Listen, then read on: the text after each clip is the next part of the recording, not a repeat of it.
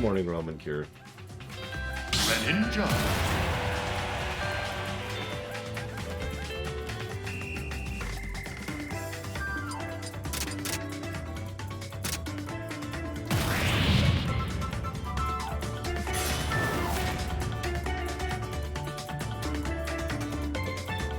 Ready? Go!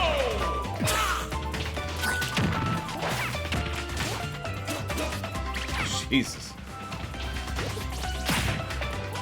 Look at the jump height. My God.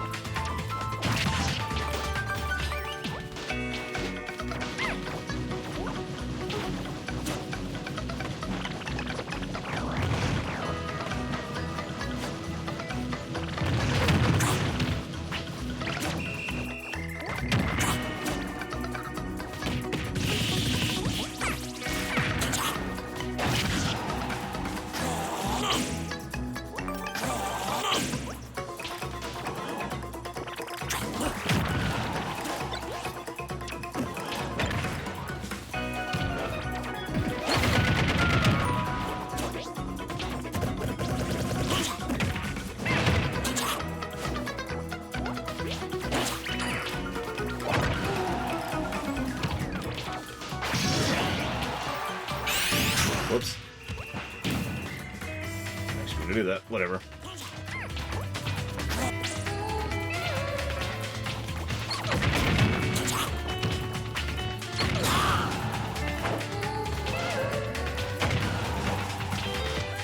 Good morning, Dream Whisperer. Good morning, Ect.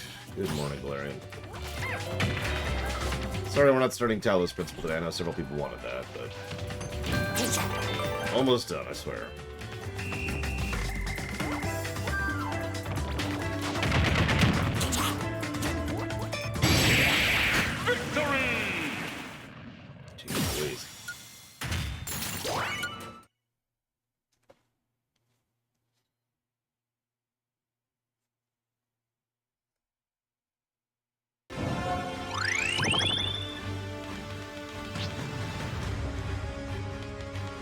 I don't know if I'm ready for a 4-star right now. Depends on how long this takes, Act.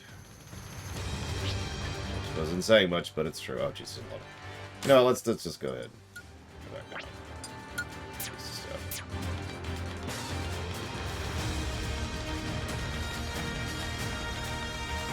We'll see.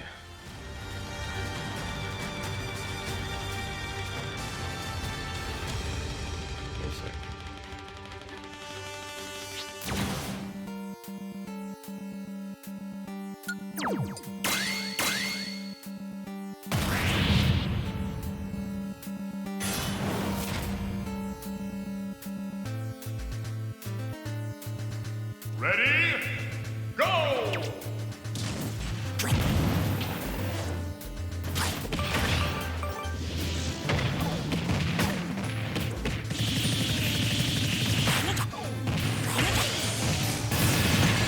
Oh my god. Oh my god. Yep, that's Mother Brain.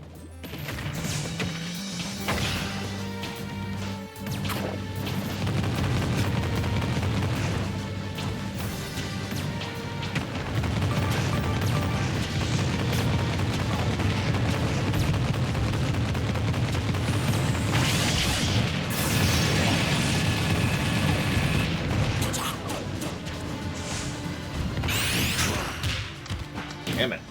That apparently has really short range. Continue.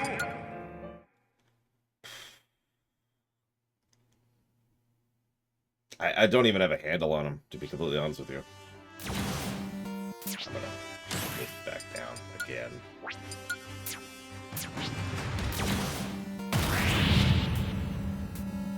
The jump is weird. Like, he seems vertical, but his air attacks are odd. Good morning, Zoctap. Ready? Go!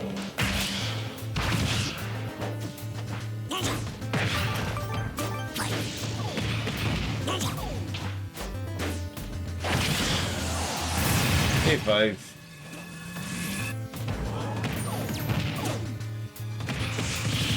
So Fife asked a question yesterday. He said, is Mass Effect 1 sushi for you? Now, obviously, I can't judge that without actually having reviewed Mass Effect 1. But if you asked me off the top of my head, I would say no, without question. Mother Brain can apparently be enhanced. I should probably see what that does.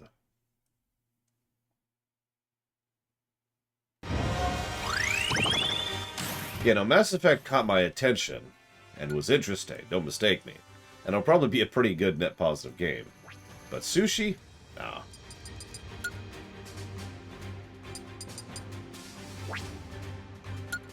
Noise alert.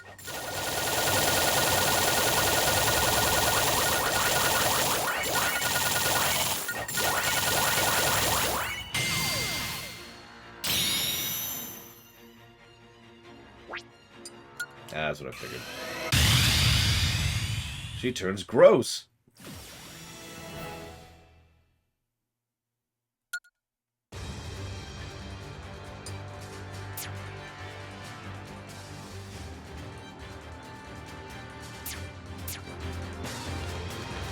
It's actually kind of both for me, Ect. So Ect asks, you know, Garon, really?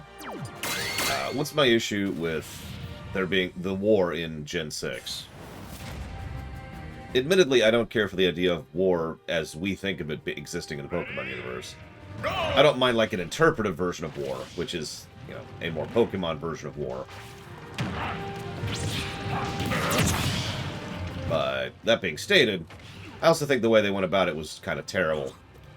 Especially since its only real purpose in existing was to explain the terrible backplot. Victory! Honestly, yeah, FF12's version of war would have worked better for Pokemon. I know that sounds weird, but it's true. Because even FF12's war wasn't as bad as real-life war. So, whoop, need to go kill some light.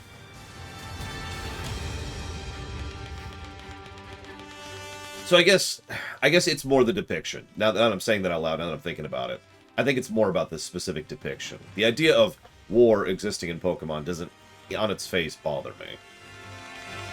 If they did it right.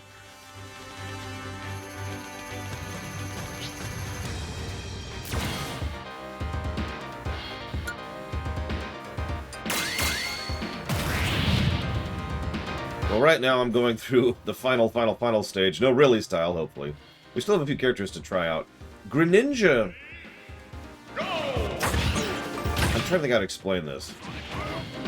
Greninja feels like he has more maneuvering abilities than actually attack abilities, which isn't my style, but would probably explain why he'd be popular. Like, so many of his movesets are just about him maneuvering around the arena.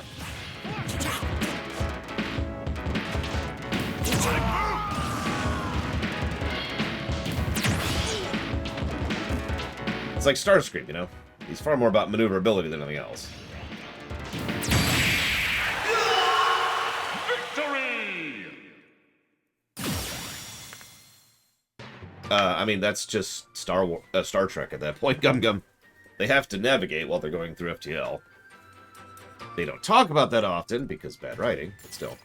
Thank you, Starscream. As always. And that's going towards Rebellion. Good morning, Loner. It's odd, my feed isn't working today. Whatever. Guess I don't need it.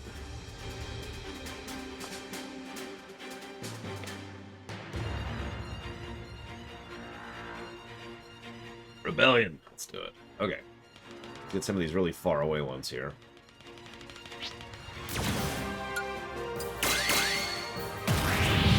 But it's easy to see. I don't know where Greninja's at on the tier list. I don't know where he's at on the preference list, but I can see why people would want to play as him. Ready? Go!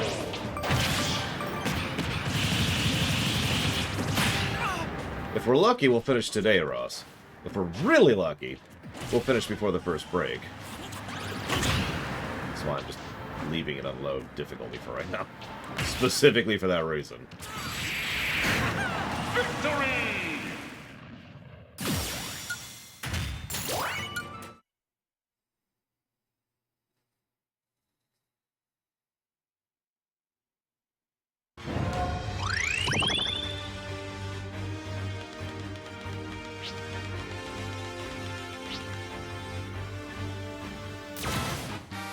Yep, I think, honestly, I'm good with Greninja. Let's move on to the next one.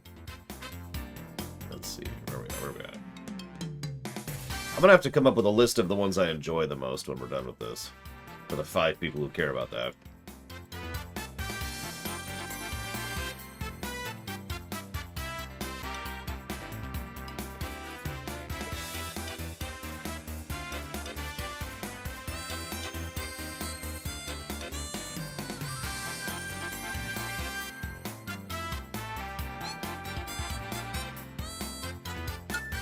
Well, that's a good question, Act.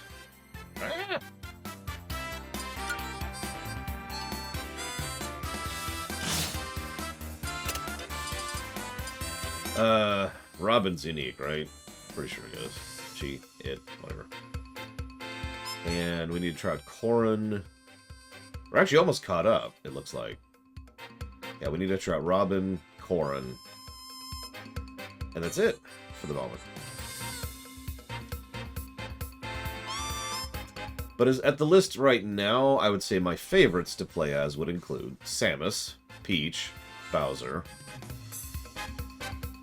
Marth, Ganondorf. A lot of heavies.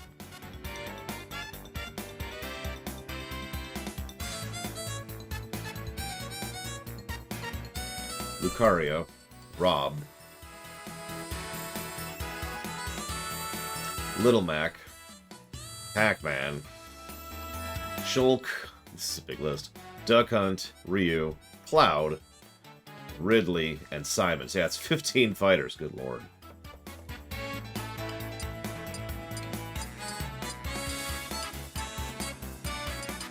Robin.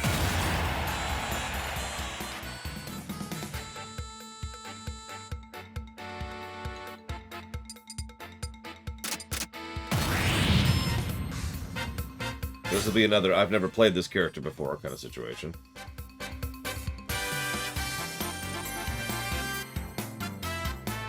Ready? Go!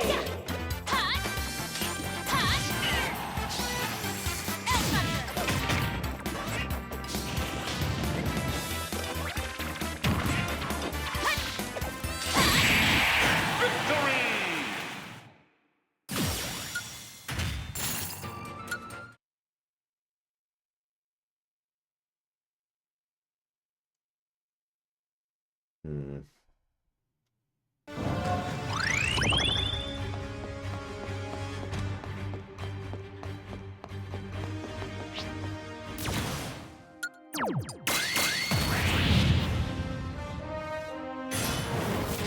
So I take it Corrin's a mage type.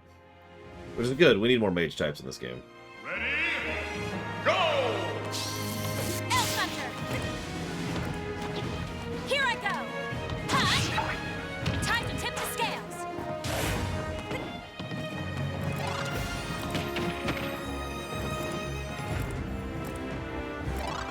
Elwind! Well, this one doesn't, Starscream. The last one did.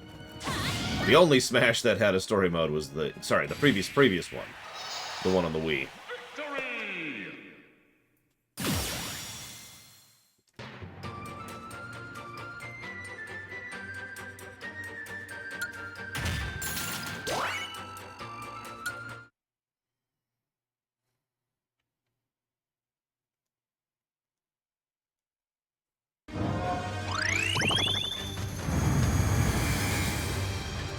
That's why I had to say the last one. The Wii U and the 3DS one are, for all intents and purposes, identical, and therefore count as one. Now, it sounds like you should put them right up front of the melee so that the casings are also doing damage, Gunga.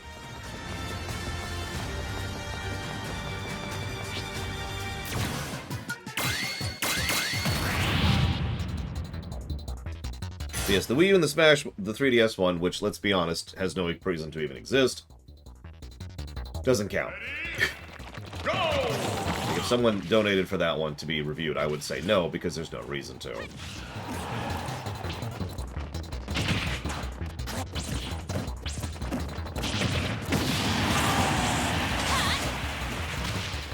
yes, of the 4 Smash games, only the one on the Wii actually had a story mode. It was a good story mode, too. Victory!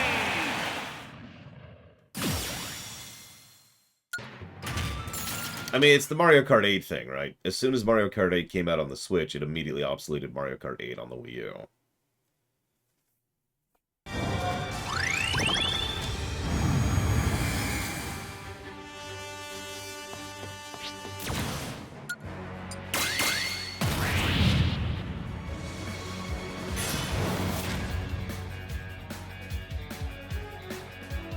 I suppose that's not the best example of that, but whatever. Go! Prepare yourself.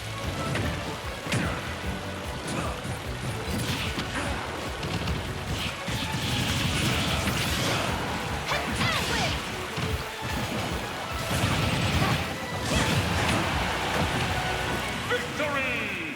Or, okay.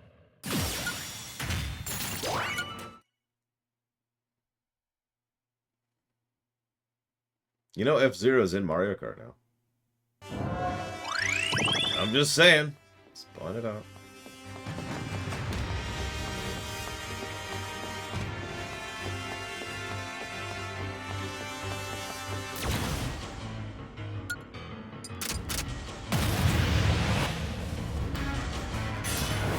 Mario Kart has absorbed F-Zero. I actually agree with you. My personal favorite F-Zero is still the GameCube one, even though it's arguably badly designed, and would probably be a net negative if I reviewed it, because that game is a mess. But still, when it was fun, it was extraordinarily fun.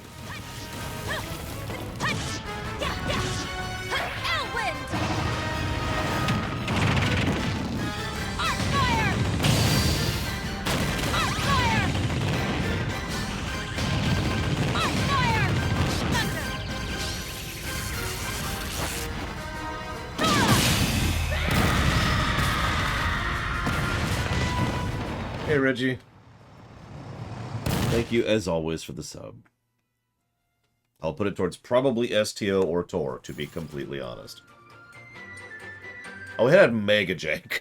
It also had a difficulty, curve? I hesitate to even use that word. It had a difficulty spike series of spikes. Like, it was just...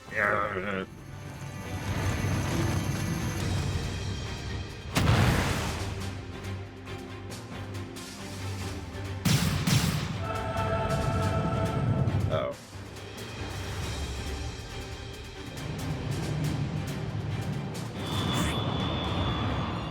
Well, gotta go deal with that nonsense.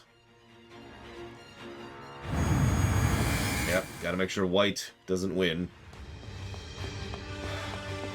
I mean, honestly, I just designed it after my idealized form of Battletech. Gum Gum. Straight up.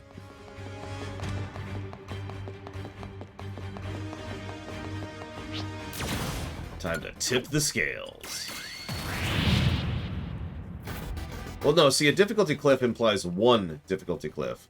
GX was all over the place. Ready?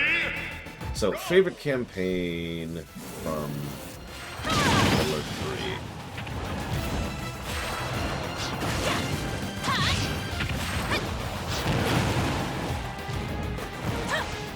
I'm gonna have to go with the Soviets.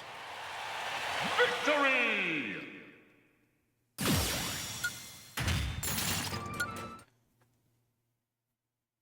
That's actually a tough one because all three of them are cheesingly, deliciously hilarious.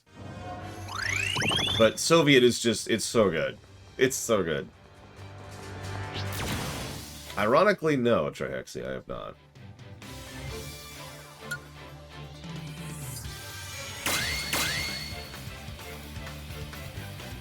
Yeah, I actually have a couple of Battletech figurines I hope to paint and put together someday. And then put on the set, where nobody can see them except me. As far as Uprising, I didn't really get into Uprising all that much, but I'd probably actually go with the Allies in that case. The whole thing with, I forget their name, the Evil Corporation, which is actually mentioned in Red Alert 3 proper.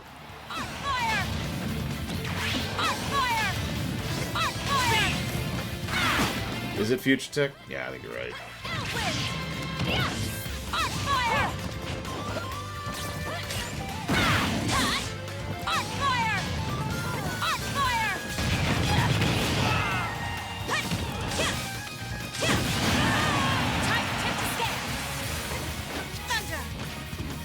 Good morning, Blackclaw.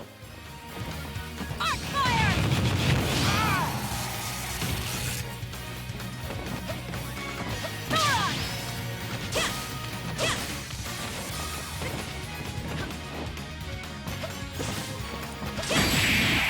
Victory! So what are Master Hand and Crazy Hand? So the greater lore and mythos of the setting is a little bit vaguer than I'd like, but the long and the short of it is that... I don't like Gundam, though. The long and the short of it is that Master Hand is the... let's call it the creative influence, the builder, the constructor, etc., etc. Whereas Crazy Hand is the more zany influence, the destroyer, the chaos, etc. You know, it's a typical chaos versus order kind of a situation. Now, the way the lore is usually constructed, that is really high. Well, they might be fun to make, but then I'd immediately throw it away if I did that. Because I have no purpose for it after I've made it. I suppose it's valid. So the idea here is that I just bodied Palutena in 5 seconds. The idea here is the Smash setting is actually at a confluence of other dimensions. And it's a place where, you know, the rules are different. This is most clearly shown in Brawl. Let's say that, for example, someone in chat, Ect. Let's say that Ect is in the Smash setting. And if I walk up to Ect and beat the ever-living snot out of him, it doesn't really hurt him. As absolutely bizarre as that sounds. I've talked about this before when I was talking about Pokemon headcanon. Because in Smash, if I beat the snot out of you, it doesn't hurt you. It's just a thing. You feel it, but there's no pain associated, right? I know that sounds weird. But here's the other thing. Once you're defeated, you revert to your statue form, the form of the figurine. That's the other key rule set there. I should probably keep playing as her for a bit. Because I've only got, what, 2 left to check out? Yeah, I'll keep playing. Yep. We'll go to Pink Robin so I can see myself a little bit easier. Now, the thing is, all you have, it's actually really easy to then reactivate someone who is in, you know, figure form back into full functionality. But while they're aware of what happens when they're pushed in, but not while they're a figurine. They are, for all intents and purposes, dead. Go! I don't know any of this at Colin Peluso because, as with most settings, this is all interpretive. So if you're asking me for my sources, I got none. Think of it like Dark Souls. Y'all praise Dark Souls.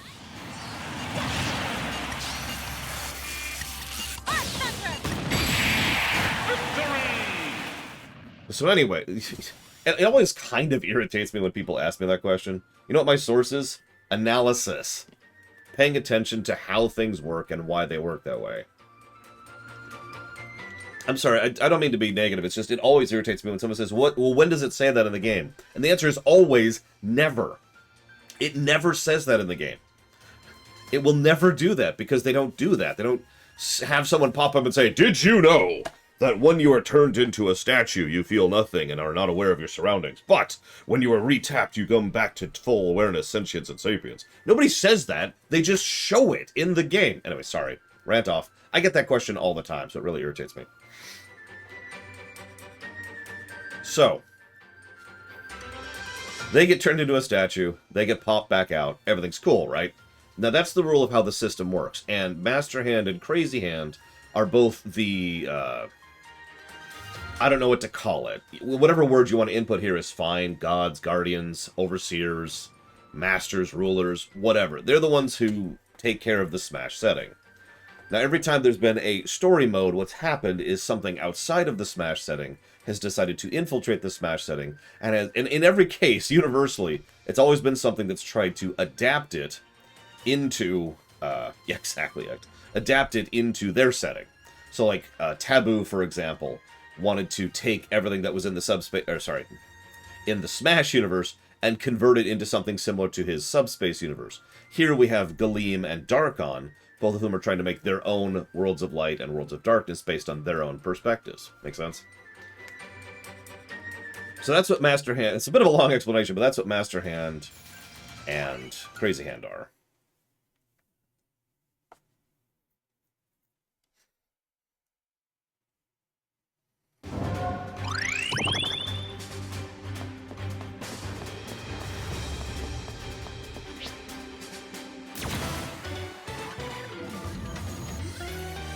Interesting.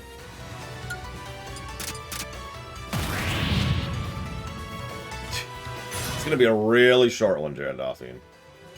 Because I'm not going to discuss each fighter, because that would be insane. Go!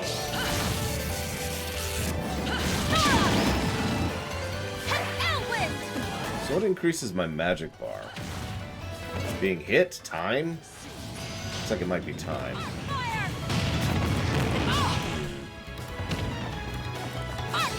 Try to empty it really quick. Okay, so I can't cast at all when the bar is empty. Okay. Hang on, accidentally grabbed a laser gun.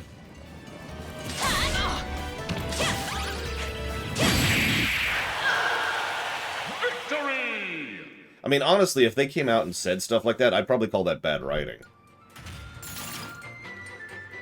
Let me put it to you this way. Let's say that you watch a scene. This happens in Brawl, by the way. Where they're like, bam, bam, bam, bam, bam, bam, bam, and they beat the ever-living snot out of each other. And then they stop. And then the other one, you know, turns into a statue. And immediately after, they pop the statue back out, and the two shake hands as if they're friends now.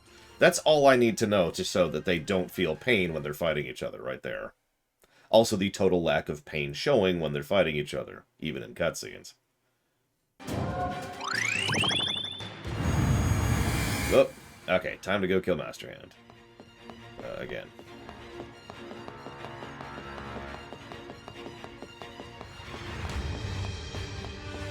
So you know that old saying, show, don't tell? That's another thing. You know, if they were... as I've often said, if you tell and don't show, that's arguably bad writing. If you tell then... or if you show then tell, I'm a little bit more accepting of that, as we've talked about a few times.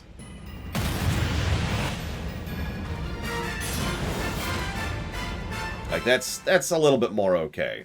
Because you do the work, you do the actually good, you know, story crafting, you do the good visual storytelling, etc. And then you bother to say it for the people who didn't catch that. That's the point of show, then tell.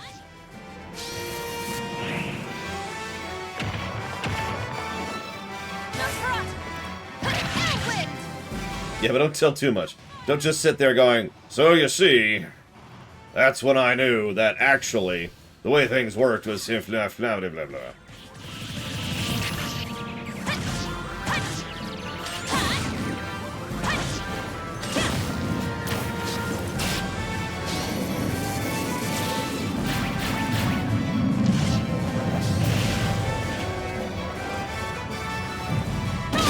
Works for Doctor Who should not be an acceptable thing for anything.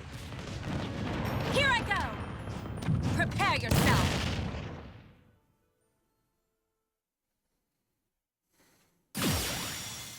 Hey, Dakota. Hello, DJT.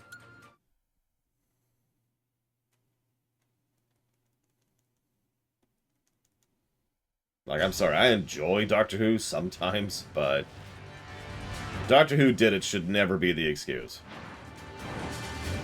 Wait, what? That was the actual Master Hand?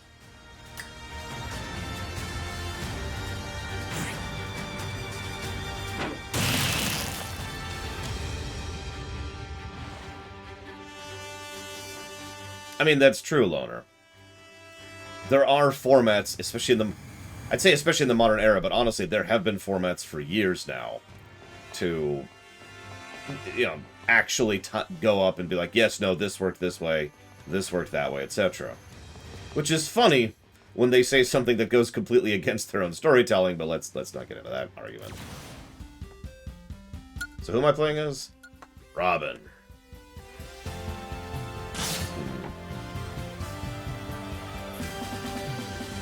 Of course, you didn't put that towards something, Mike Romano.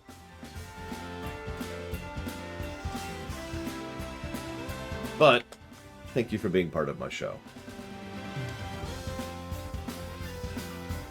Like, I can think of several examples where, you know, the creators come out and said, oh no, it means this. All that visual storytelling, all those showing, not tellings I was showing you. Yeah, it was all wrong. All along. Sorry. Corrin. I actually meant this. And it's like, oh. Okay. That's dumb.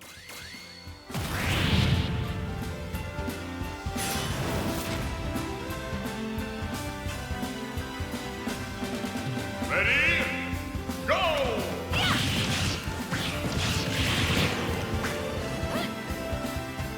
You ready for this?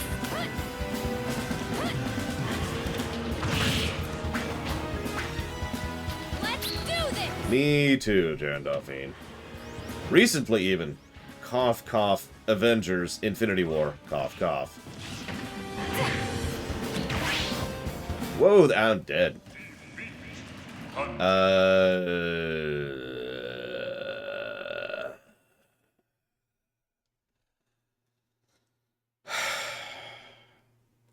So, I don't know how to watch Doctor Who, legally?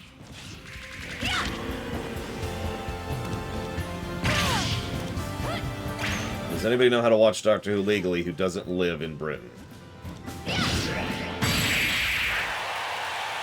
Victory! Hang on. It might be Mike Romano. NordVPN. No.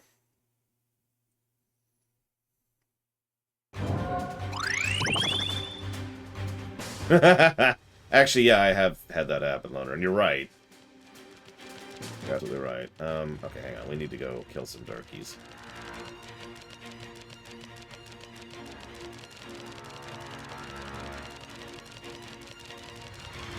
Okay, apparently Amazon Prime has Doctor Who. That... Alright, yeah, sure. We'll put it towards the 10th Doctor. That's,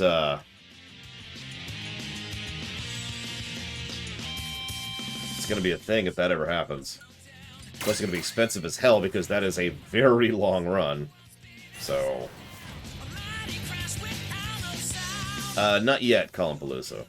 Ready? Go! So which one's Corrin? Sorry, I keep asking this. Or wait, I'm not Corrin right now. Who am I? No, I'm Corrin. I'm Corrin. Yay.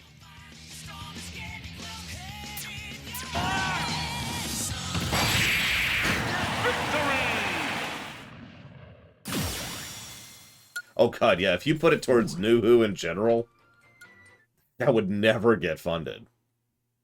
Like, ever.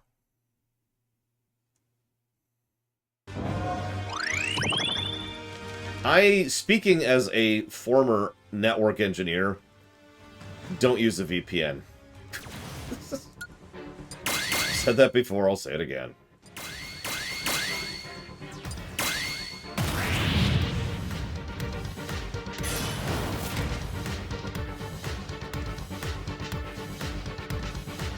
Ready? It offers no tangible benefit and multiple tangible detriments. That's why. Nothing fancy. It is quite literally a waste of money. The only benefit of a VPN is to do exactly what we were just talking about. To watch something from another country. Victory!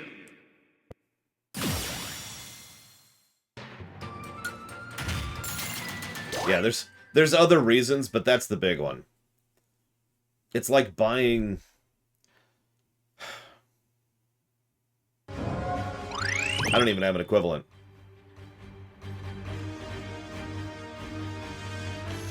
Probably never, Mike Romano, unfortunately. Are we still too dark? Looks like we still are. Let's keep killing darks over here.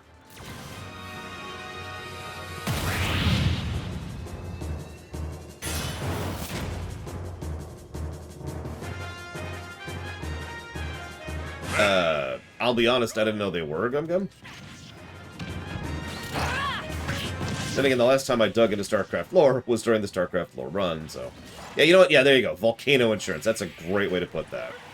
There's a purpose behind Volcano Insurance, but you're throwing money into a hole.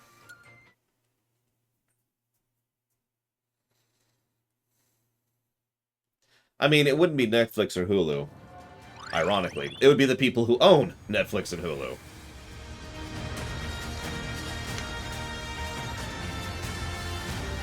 Alright, let's go ahead and go after... Master Hand, I guess? Yeah, no. Because that'll then free Crazy Hand. Real Crazy Hand. Oh, jeez. Just let me cross over to the other side, game. Don't make me do this. Yeah, okay. Thank God Jake Ramsey isn't canon. I'm curious why you say they're not canon, though. Not that I'm disagreeing with you or even want them to be canon. I'm just curious where this is coming from.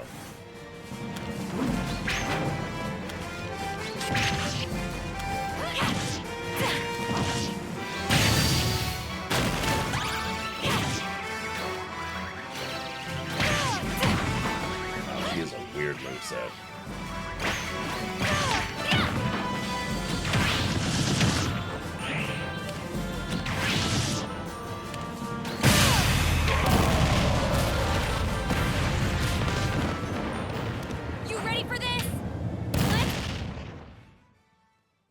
So clearly, whoever Corrin is part dragon or something. Because half her moves are dragon-themed. This is probably a spoiler.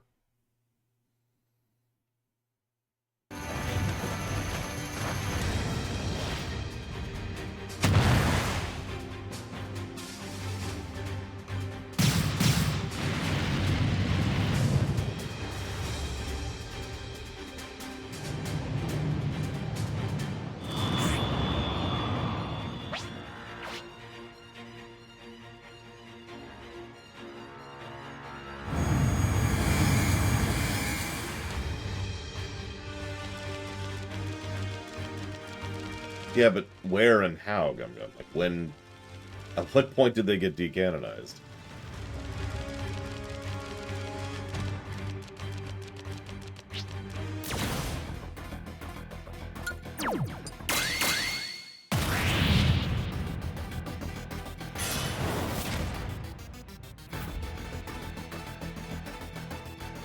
Ready? Go!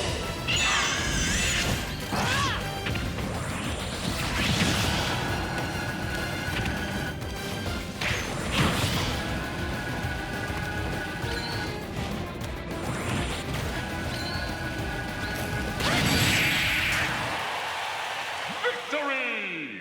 Let's see. Oh, Corrin was... Yeah, okay, got it.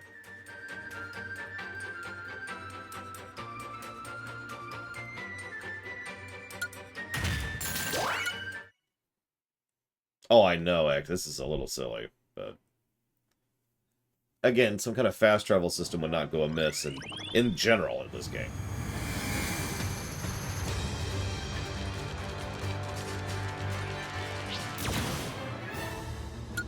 You are easy to launch. Great.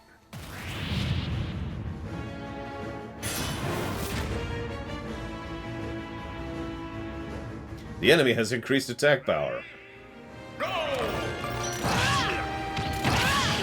Victory! The enemy is dead.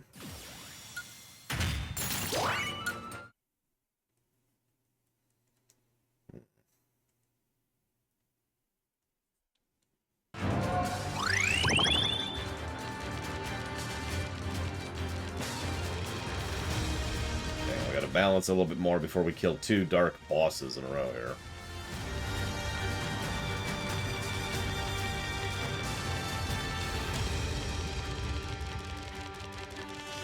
Is that hot or cold, my Kamana? Arceus is being presented by Corrin. That feels appropriate for some reason.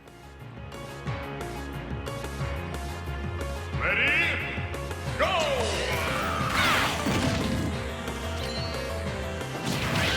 Jeez, that is way too hot, my Kamano. Okay, Arceus, you need to stop that. Oh my god! It's being juggled by God over there.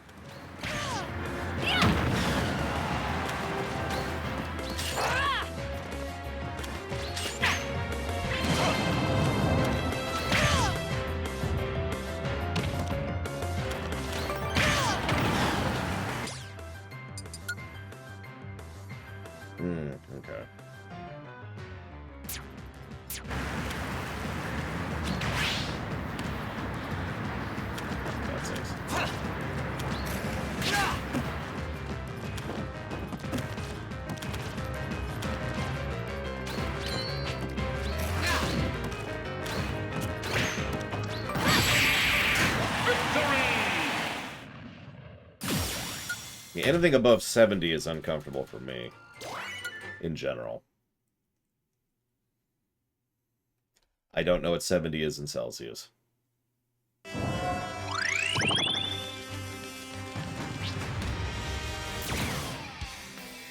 Time to fight Wedding Peach. My ancient nemesis.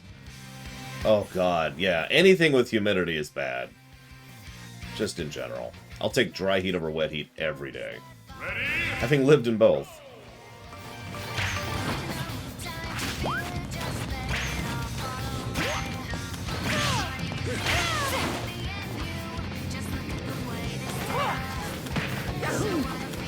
Ironically, I'm about the same thing. Anything below 50 is a bit too much, even for me, and I prefer cold weather. This is a good damn song, I agree.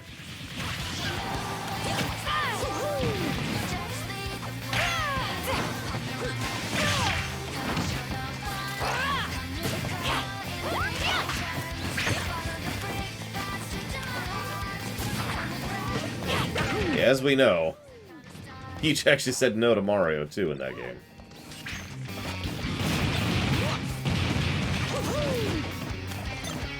Only with some of them, Trihexia. Not this one, for example. Victory!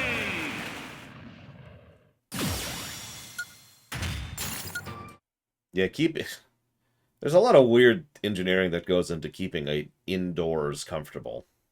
Just AC doesn't work, and just heating doesn't work. 27 humidity isn't too bad. You get into the 60% range, and it's bad. You get into the 100% range, and you're officially in the South here in the States. And it can go over 100% humidity, by the way, for those of you curious. Practice, Trihexia. Whoops, I went the wrong way.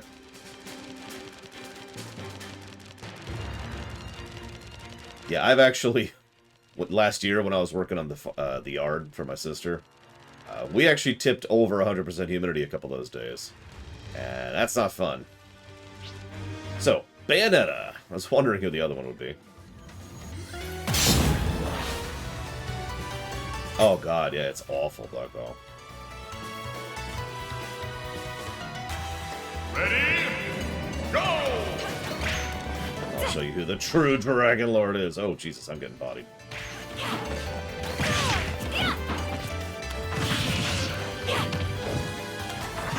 Unfortunately, the system doesn't work that way.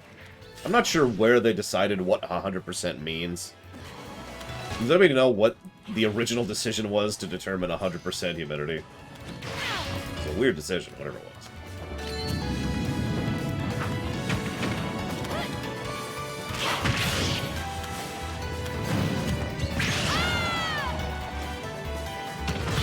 Well, yeah, thank God for that.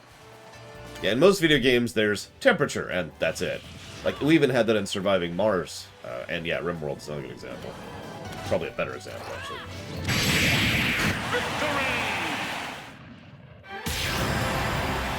Okay, we now have Bayonetta and Palutena.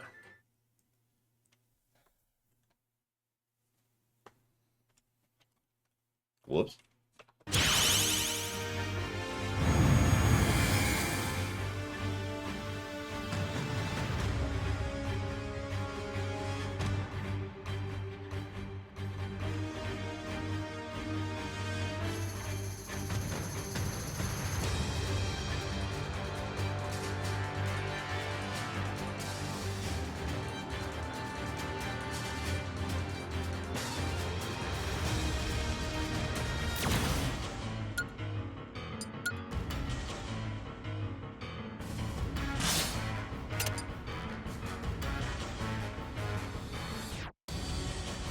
Where is... There she is.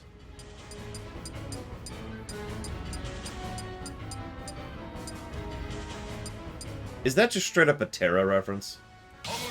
No, Colin Paluzzo.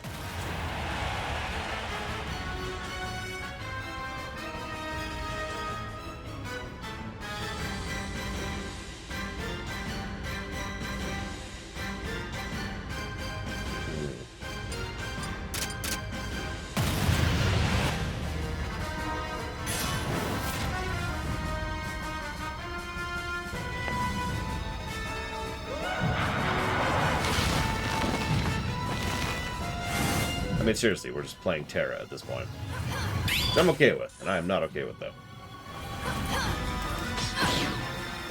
That's an interesting vertical attack. Good lord.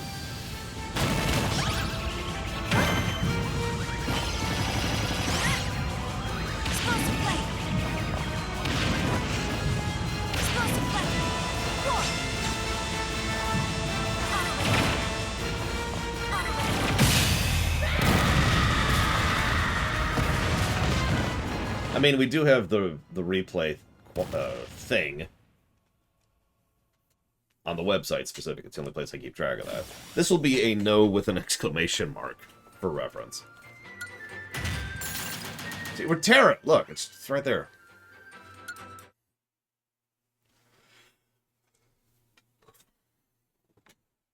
New favorite character.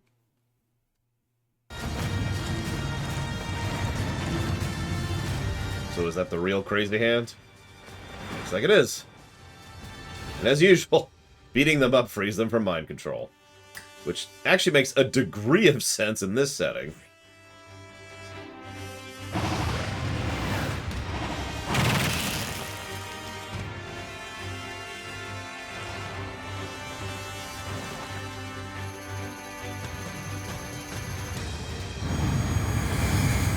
Ooh, there.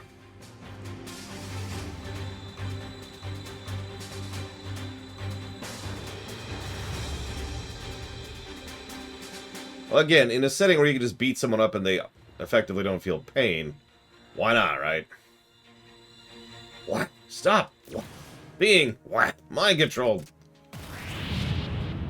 Punch, punch, punch. It's just funny because of how many things that works in, for some reason. Ready? Go!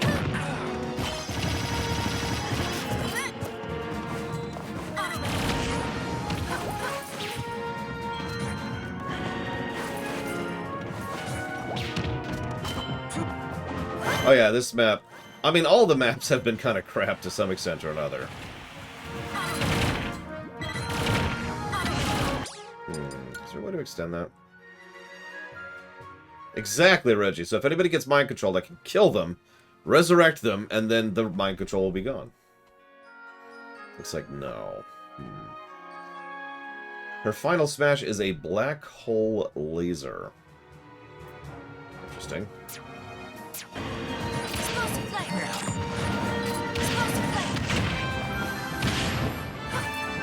That's strange.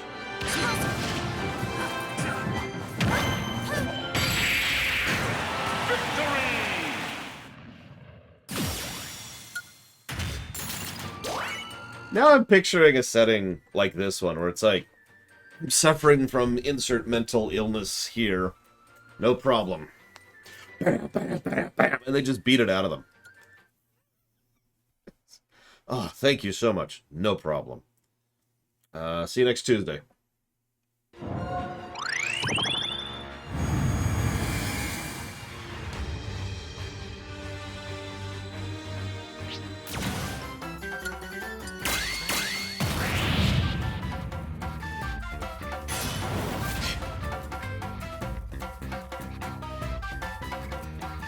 Ready?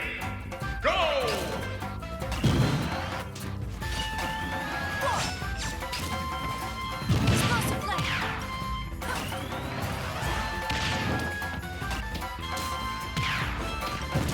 Can't seem to figure out the range on that attack.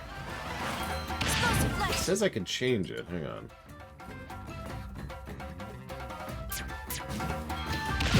Oh, that's how. Okay. Still not much of a range increase. Really precise range, too.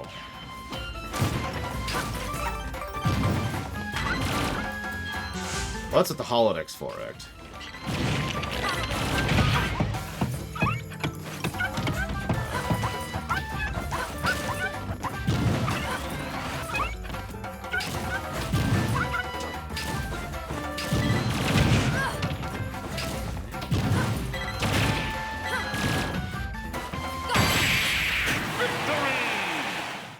Like, imagine firing up Worf's program and just being like, alright.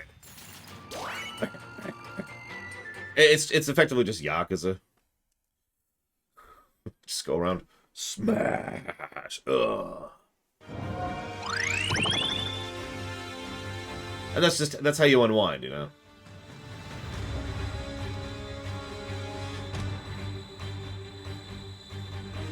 After a long day at work, you just go into holodeck, beat the snot out of some thugs. Speaking of Bowser in Mario Odyssey, I'm not a big fan of Palutena so far. It feels like they were trying to have someone who has specific ranges, but didn't really think about the specifics of those ranges. I don't know. Let me guess, she's super high tier and I just suck.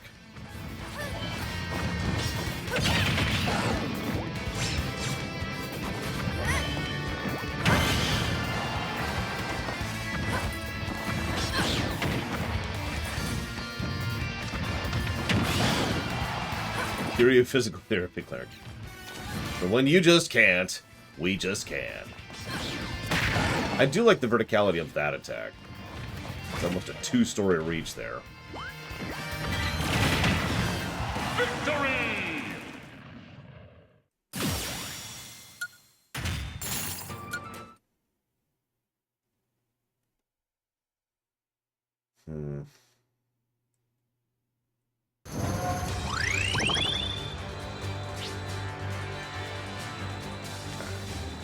This way. Wrong way.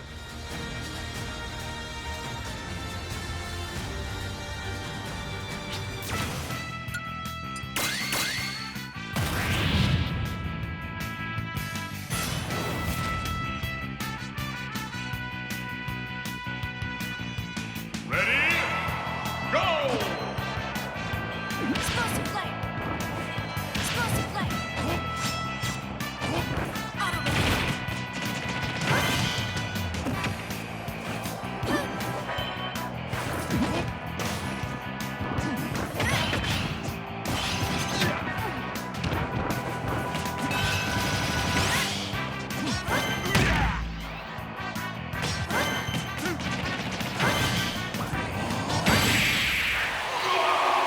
Victory!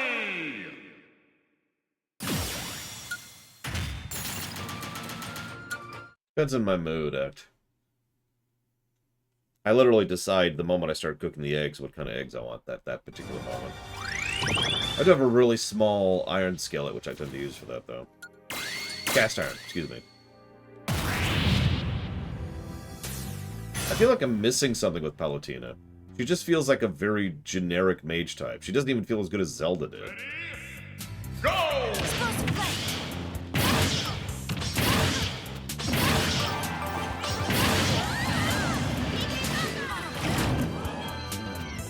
She does have a lot of vertical reach, I'll give her that.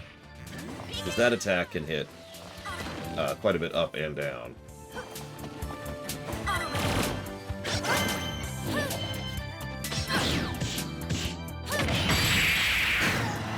Oh, 62? Thank you, Unicorn Scotch.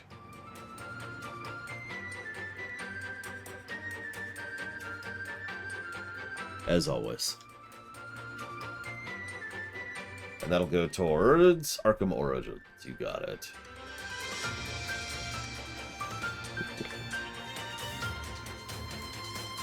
I think 62 would be a new record. I don't think I've been streaming that long. Or rather, I don't think I've been a partner that long.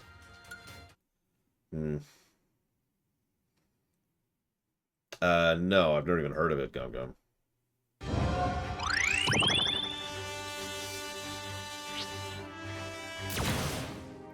I guess Jan Dauphine? I don't see anything that warrants a positive in her case, though. Like, I'm not impressed, you know? There.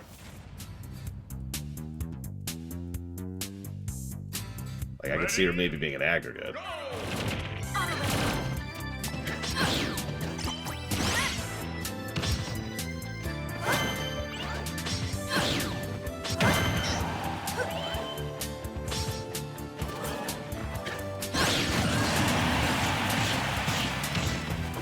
Oh, haha, game.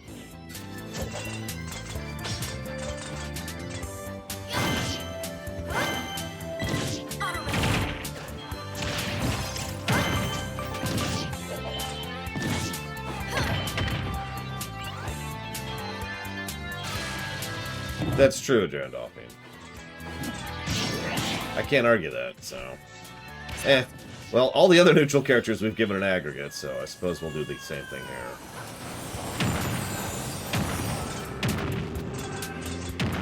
Oh, jeez. Nope. Defeat. Continue. So we'll put her into the aggregate bubble.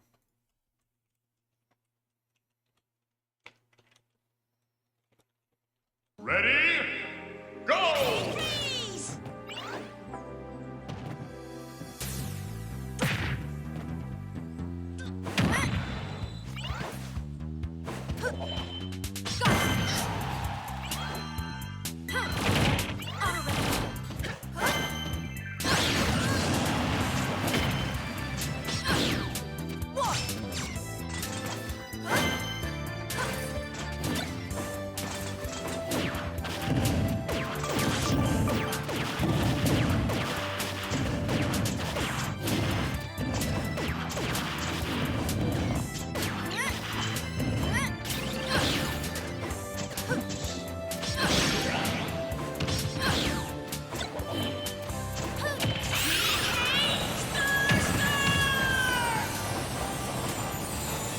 Luck on this one. There we go.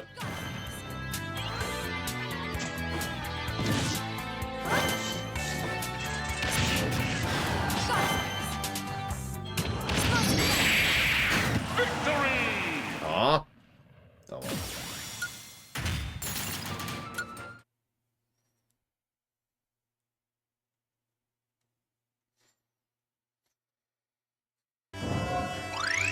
Okay.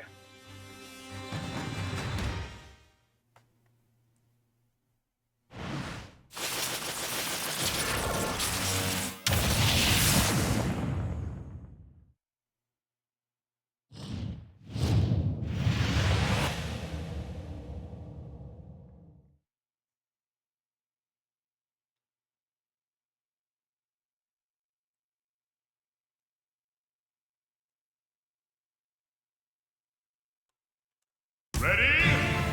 Go! I'm sorry, are we playing as Master Hand? What?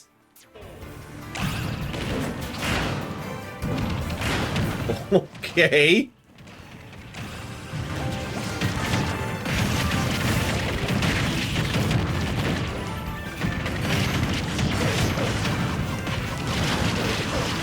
Oh, that's interesting. So the controls are the default controls, which is why I kept screwing up there.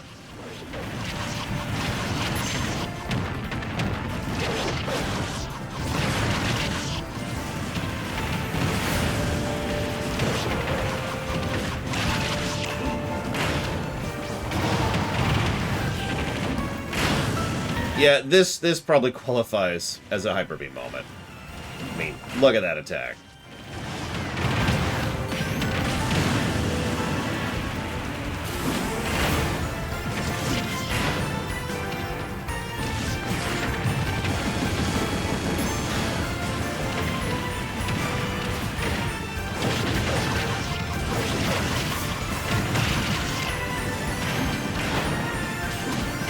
You know, I was talking to Pax about this just last night. One of the things that pisses me off most about this mode is most of the boss fights have actually been awesome. Like, really good. They're just buried in this extreme slogfest of mode.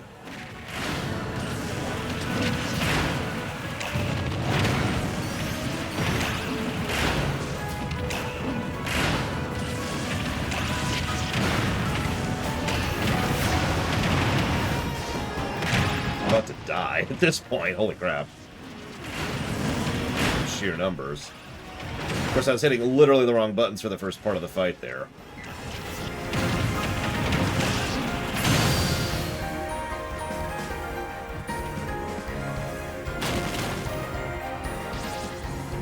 Yeah, I think I have to, yeah. Okay, let's try that again with the correct buttons. Just have to hold my Switch like this for a bit.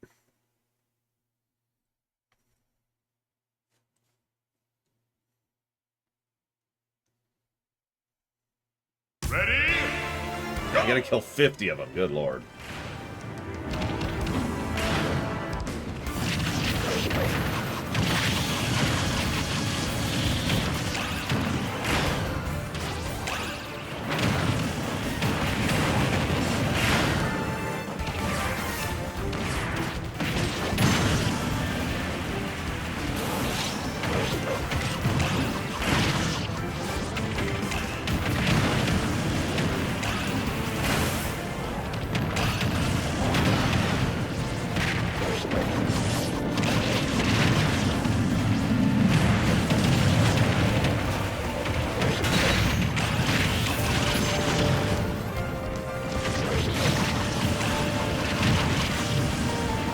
Notice we've got equal numbers of both light and dark copies.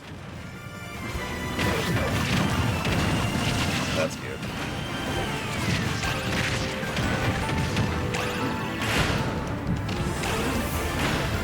I mean, you can link it here, Gum Gum.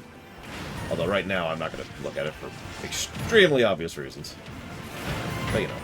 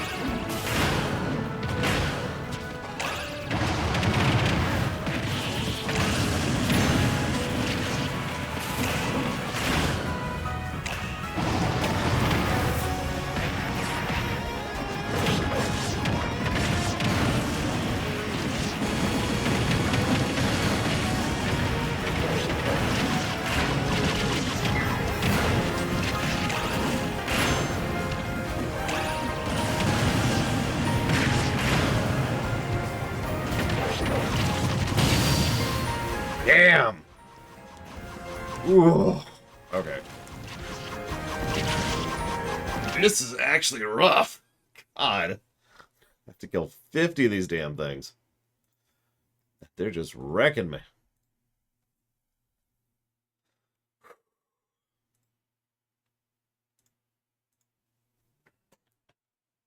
Ready? Go!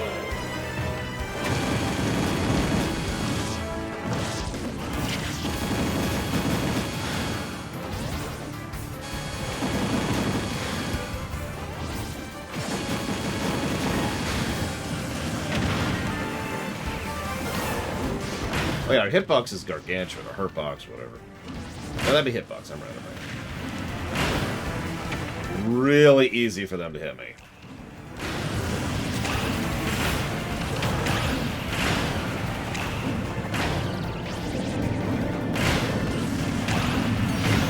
Go this way.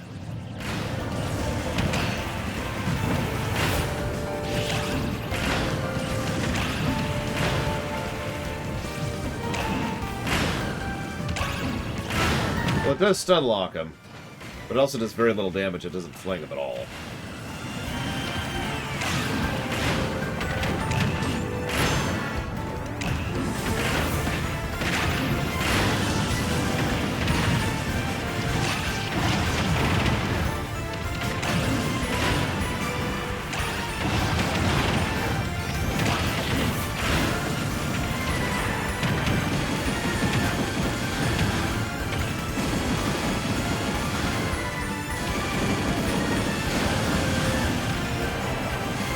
Maybe it flings them. It also hits them over the edge, which is insanity.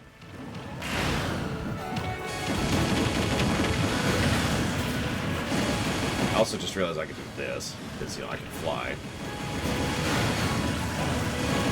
This is the I'm done playing around mode right here.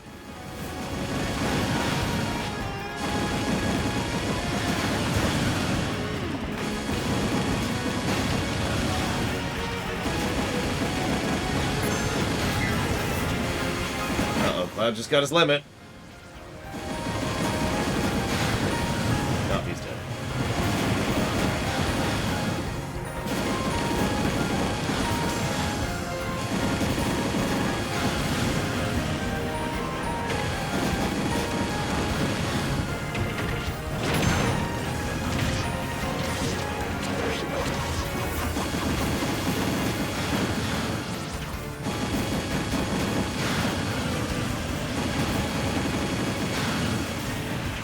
I was gonna say, imagine if this was just the boss fight when you actually fought Master Hand. Because that sounds awful. This is cheap as crap. This is what a dragon should do when you fight a dragon. It should just stay up here and breathe flame. Breathe flame. You're turning around for some reason. You done down there? Stop trying to steal my horde.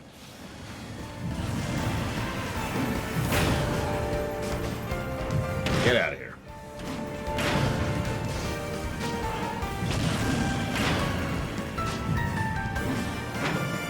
And of course, Cloud is the last survivor.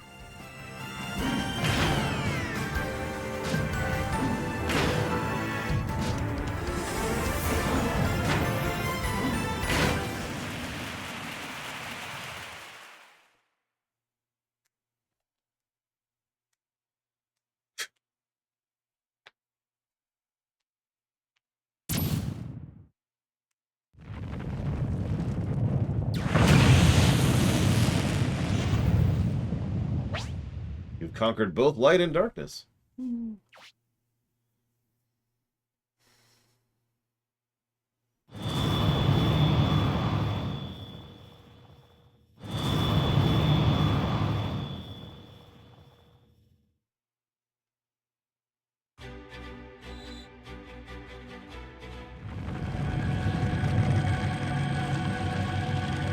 Now we have to fight Gleam and Darkon at the same frickin' time. That doesn't sound fun. Yeah, I suppose I should chop off the guesses soon. And by soon, I mean right now. If you got a guess to get in, this is a good time to do it. Hey, look. Nothing useless. Get in your guesses. Once I'm done with this, the guessing sheet will be shut down. I gotta be honest, I have no idea what this one's gonna be. It'll probably beat 80. But I'm not sure it'll go past that.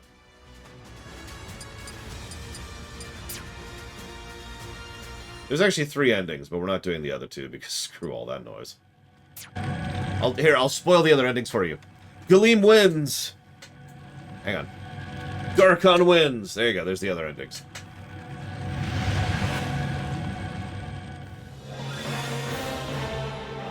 Choose your fighter.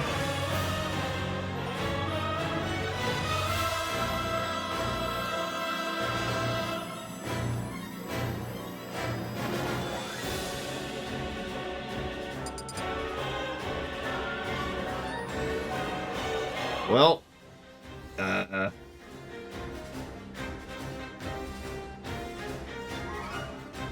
screw it. Let's bring it on.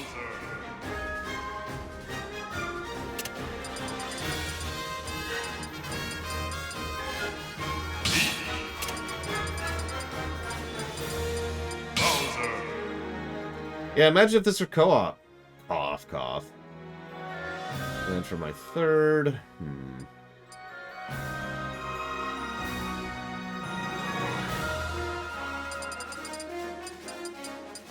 Captain Falcon. Oh, there's always a universe class there. Like, seriously, every frickin' time I go, there's a frickin' universe there. It's a really popular ship for some reason. What's funny is I have a ship that's bigger than it, and I feel bad for that. Ready? Go!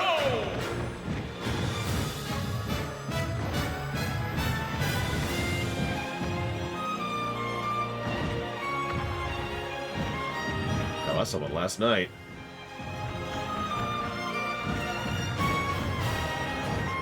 Like, okay, look, we can't give you...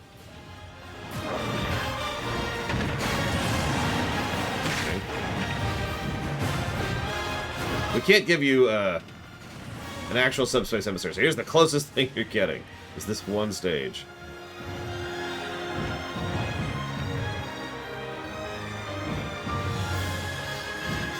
This dancing mad place.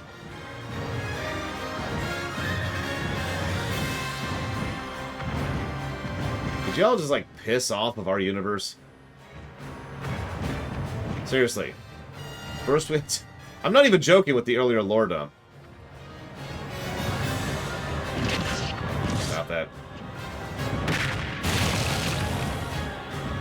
Because first we have to deal with that nonsense that is taboo.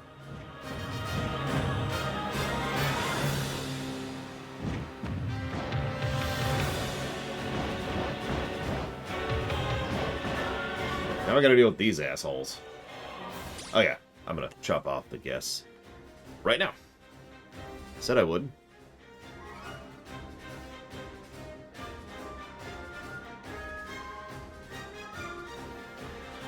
And done. I think we still have a couple of characters to review, but it's literally just a couple, I hope. Oh. Which one, DJT?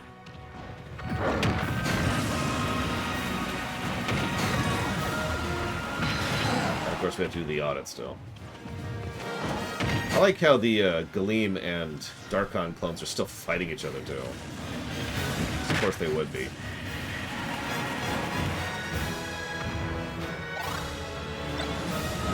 Alright, everyone. Bowser's got a jetpack. That's game.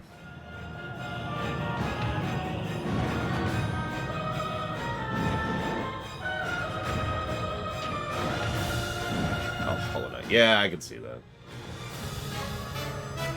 You know, there's even multiple health things, as if multiple players would need multiple health ups going through this. This really feels built for co-op. Is that just me? Is it just my co-op bias? Please be honest here, because this really does feel like it was designed for co-op, and then they decided to axe the feature.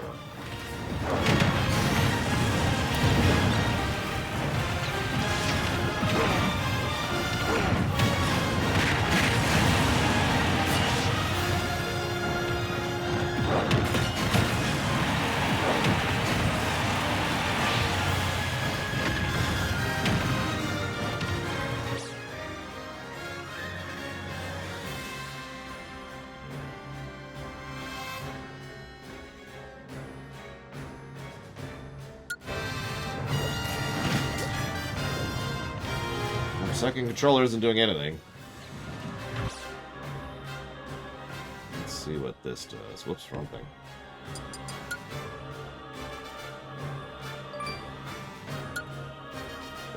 Come on. No. It's here. Whatever.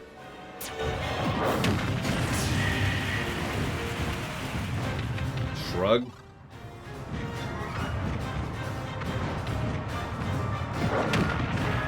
Did you not, Galeem? I'm kind of... It's been a long day. It's been a long 4 days.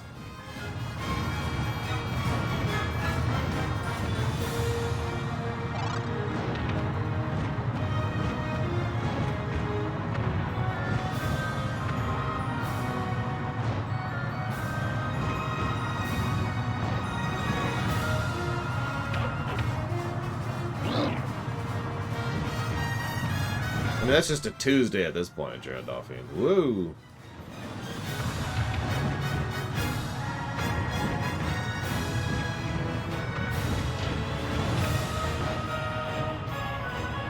Hey look, 3 jetpacks. As if we had 3 characters at the same time who all needed it. Oh, Jesus.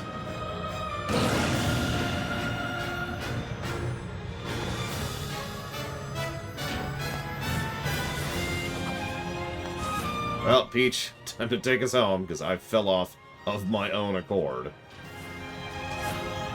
This is interesting. Now you're screwed. Peach with a jet. Oh my god, this is so squirrely. Okay, that's cool. You saw that, right?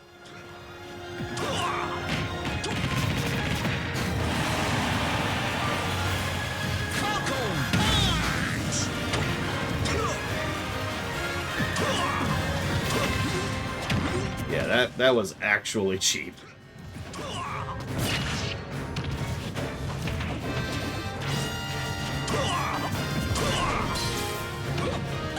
What do you want to bet there's no mid-mission checkpointing in this at all, either?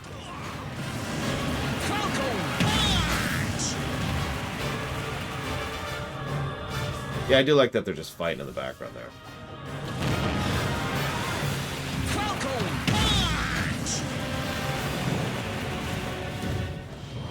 No, I'm leaning towards it, Roman Cure. That's whatever. We'll see. Okay, this might be a checkpoint. Like, that whole thing probably didn't have a checkpoint, but this might be a checkpoint. I should probably test it, to be fair. Ready? Go! Oh.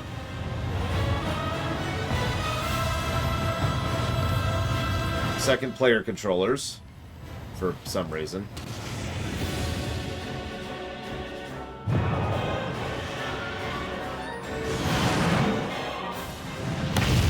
What? Why is this cutscene playing? Oh my god.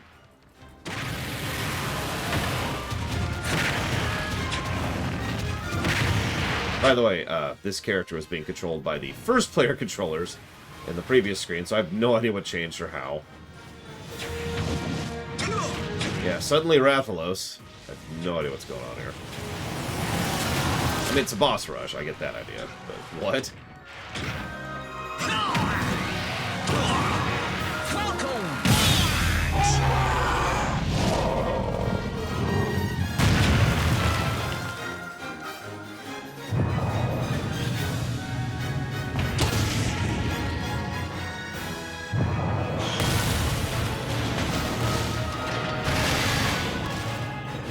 There's another place to punch someone?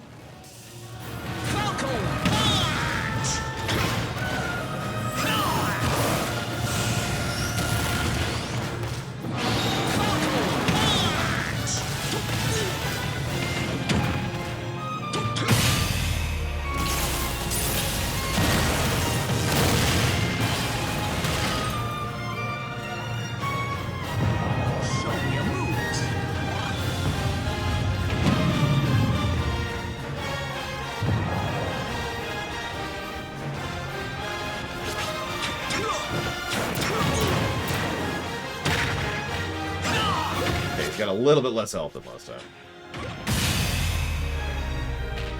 Show me your moves.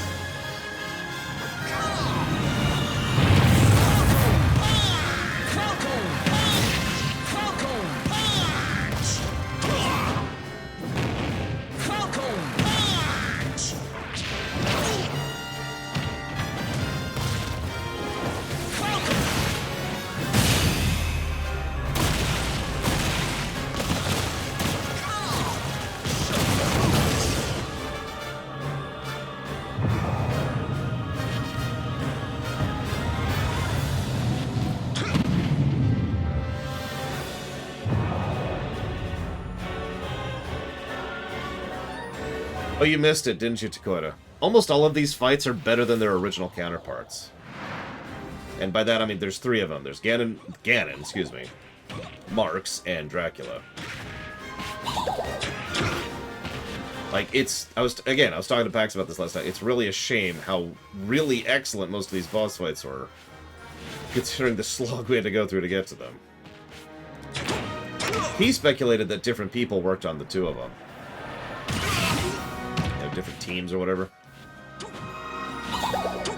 I mean, I guess when you have to make like 5 boss fights, it's easier to make good boss fights than when you have to make 700,000 random encounters. Please stop throwing your dead eyeballs at me, Marks.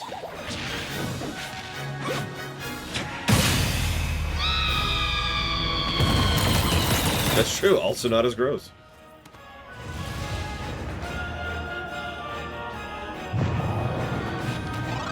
Falcon's just like, I got this. Can I fight both at once? Yeah, probably not. Show me a move.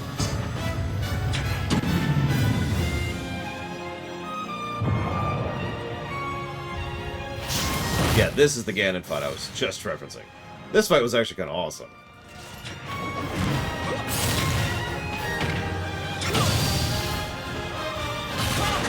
Not that this is going to show it off, but whatever.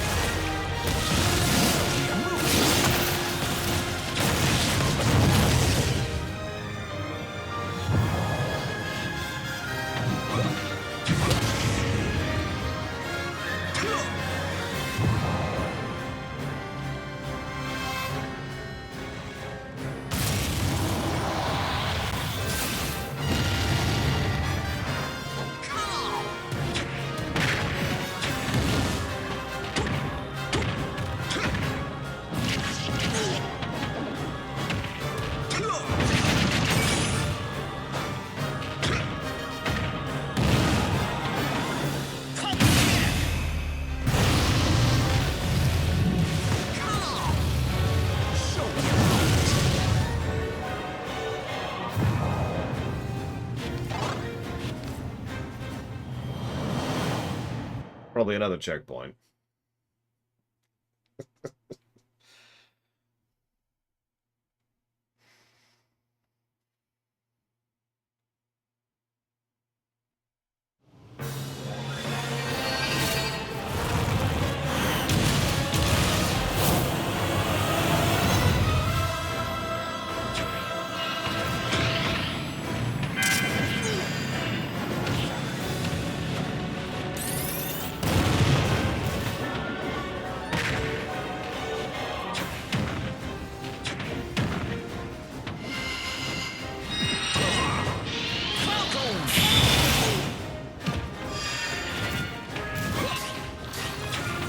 Notice we got our lives back too, so that's almost assuredly a checkpoint. Like I could switch back to Bowser and the rest right now if I wanted to.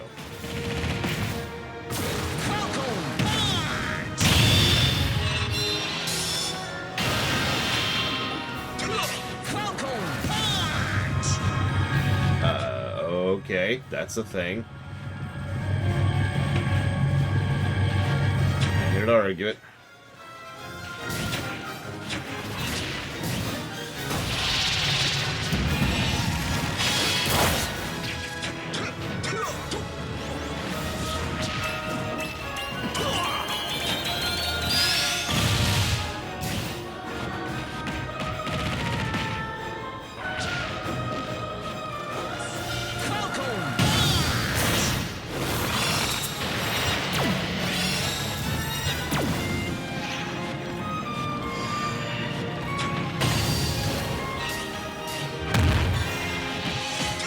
I mean, I can see that, Reggie.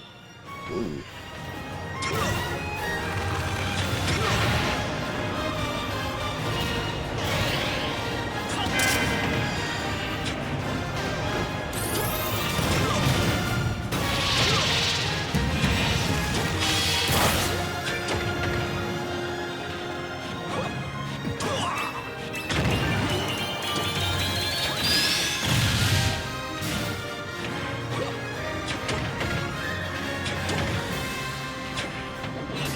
I mean, to kill them both at the same time thing has been a staple of both WoW and FF14 for forever at this point.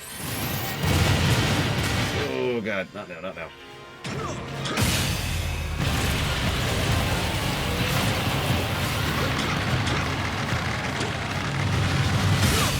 There we go, got it. Just a little close, actually.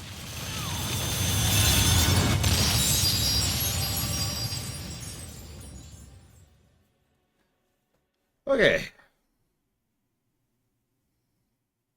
Still, that would be awesome, Reggie. I actually agree.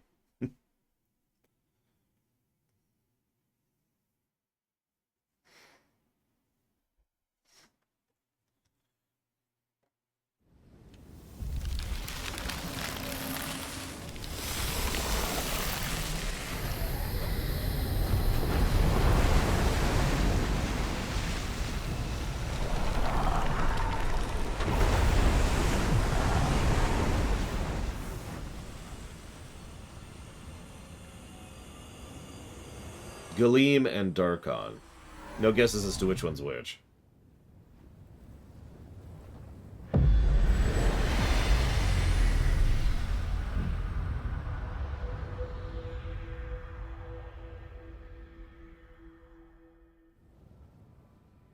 The marine life was forever turned into spirits.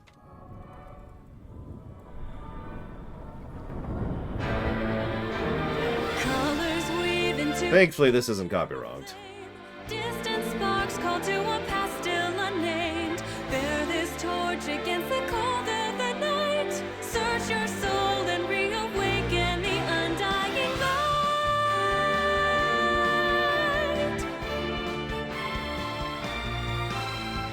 On that day, when the sky fell away, our world came to an end. In our eyes stood a fading sunrise in the dark, glimmering shadows. Silence grows in the spaces between, stretching out beyond time. Rising up as a chorus of souls finds a voice, flickering through the void. These little sparks cling on to life. Everyone change, they fan the flames, scattering ashes to the wind. Every soul contains a whisper of I don't like it, Spartan. faintly as it I never have, ever since they first introduced it. no escape, no greater fate to be made. In the end, the chains of time will not break. Colors weave into a spire of flame. Distant sparks call to a path still unnamed. Bear this torch against the cold of the night. Search your soul and That's a lot of spirits. undying light. Which I suppose makes sense. This is multiple worlds worth just being consumed here. Or that was consumed, rather. As fate spins a thread without end. Well, first of all, I don't like the lyrics. Second of all, I don't like the singer. Third of all, I feel the tone is just wrong.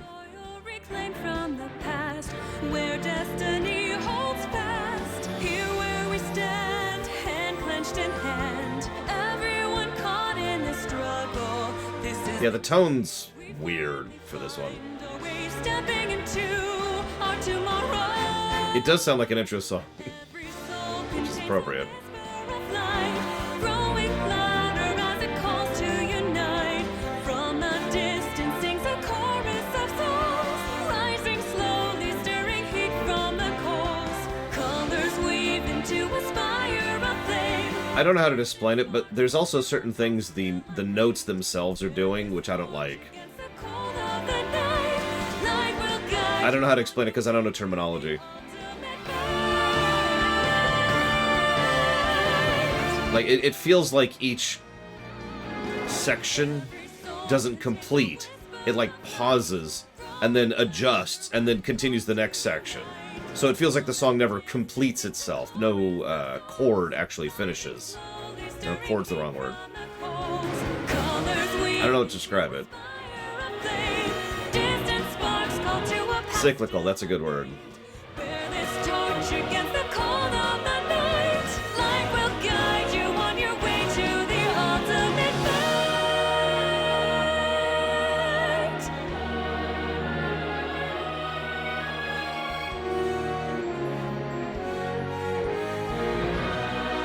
Probably Roman Cure. Again, I don't know the terminology.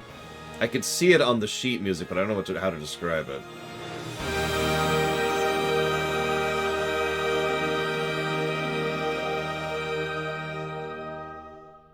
Thanks to the 700 companies that allowed us to use their stuff for this. By the way, just as a quick reminder, we're not quite done yet. Sorry. We got a few more wrap-up things to do. Interesting, Dream Whisperer. I guess I just don't care for it. Like, music is music, right? Calling it bad is not something I'm willing to do. I just don't like it. And I don't think it fits this.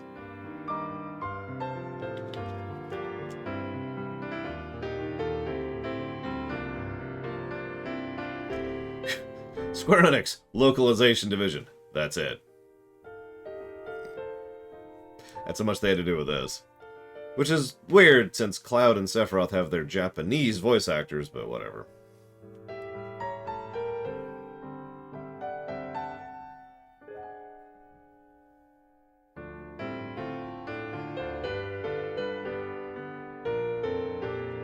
Suppose I should get the audit sheet up.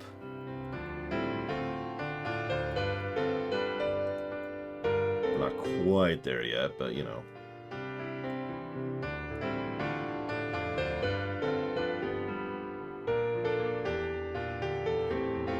Well, yeah, I mean, we can point to demonstrably bad music. Oh, Sora's in English. Okay, there you go. Although this was done before that DLC. Remember, that was the last DLC. Our first fighter game. Not the last one, though.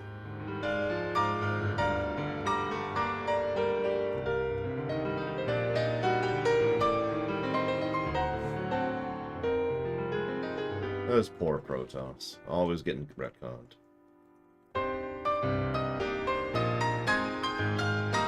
So, who's feeling the outro on a narrative axis? Probably one of the only story points we could even point to here. Ah, Ghibli films, which I usually don't care for. I know. Hate upon me. I get it. Oh, now the skip button shows up. Right at the end. Yeah, it's a very sudden ending, and it's like... Unlocked Galeem. Unlocked Darkon. Cool.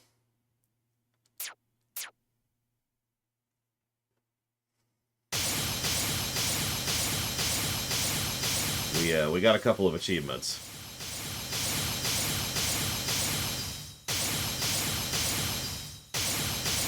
Ironically, not as many as I thought we would. Geo, Stellar, and Omega Z's? Elma, whoever that is. Looks like a Xenoblade character. Oh my god.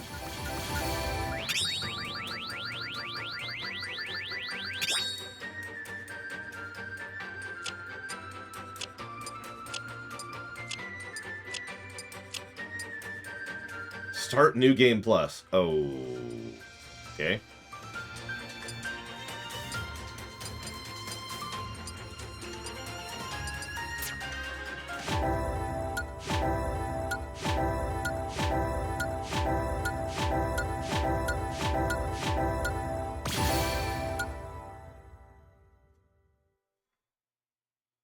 I think we unlocked a couple things. So, hold on a second. New Game Plus? Begin a new game while carrying over fighters' adventures activities.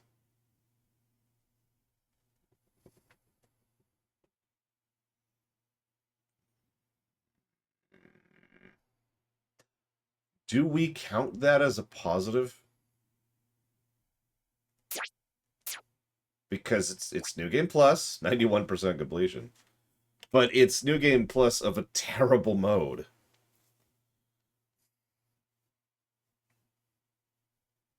God, 25 hours just on that, according to that. Times true ending reached 1.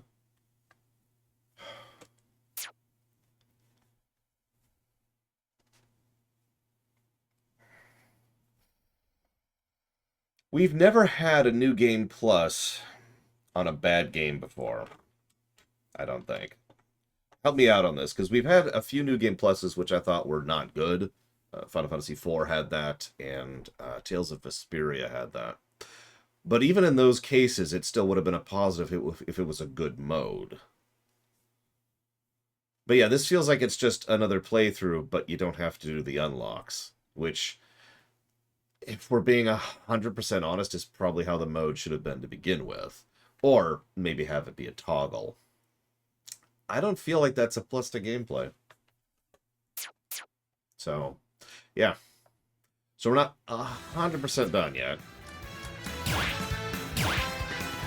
Not quite. We're very close. I believe we have everyone unlocked, though.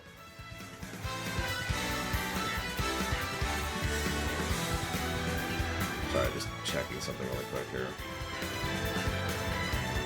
This should be everyone except DLC characters. I guess I could check that.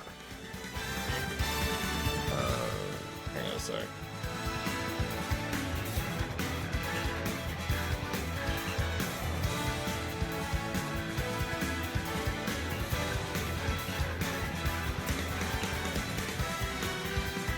There we go.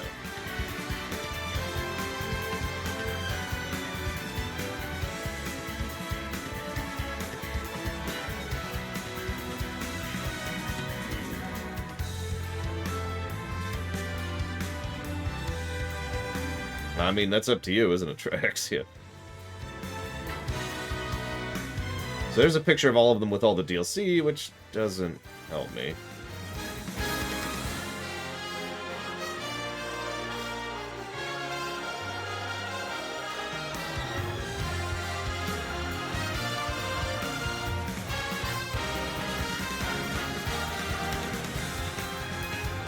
Hang on a sec.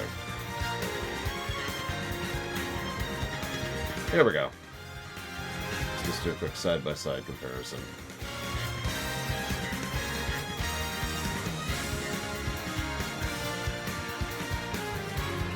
we are apparently missing someone. That's immediately different. Who are we missing? Okay, so Falcon. We have Falco. Who are we missing? We have Sonic, right? Yep, nope, Sonic's there.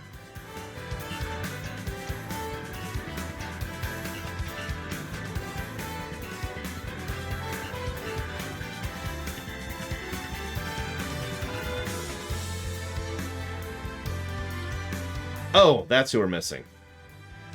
Okay. Yep, nope, nope. We're good, we're good. That's everyone. Okay. Guess who we're missing?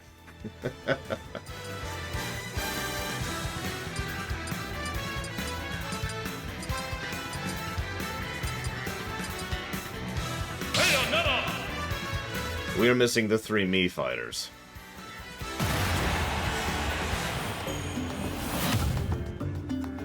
That's a good question, Triaxia. If you figure that out, let me know.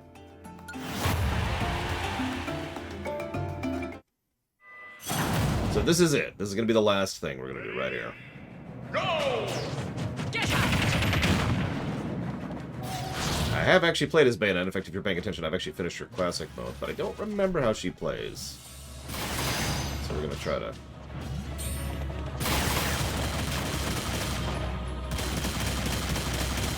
get a feel for her here.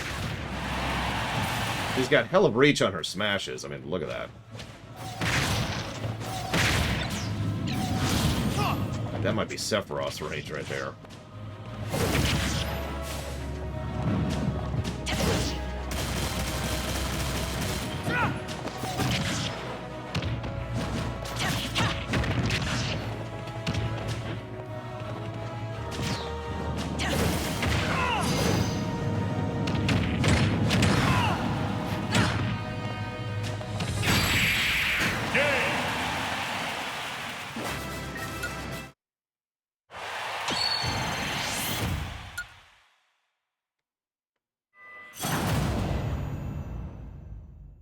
Ready? Go!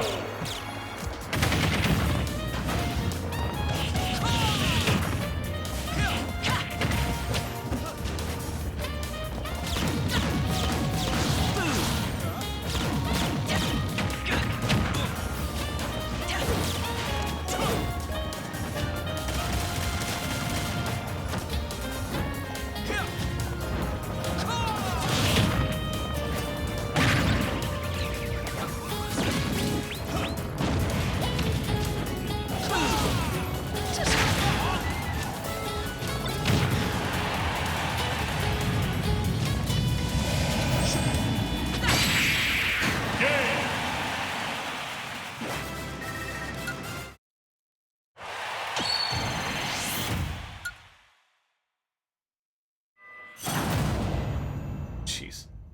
Ready? Go!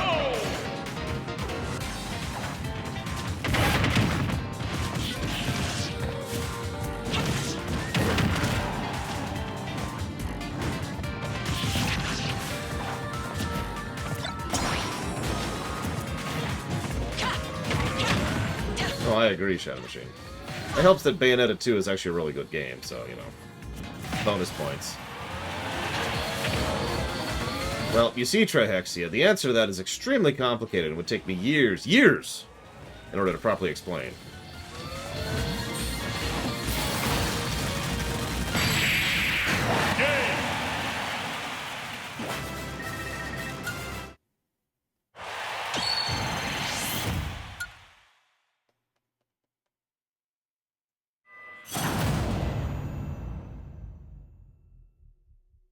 Ready? Go!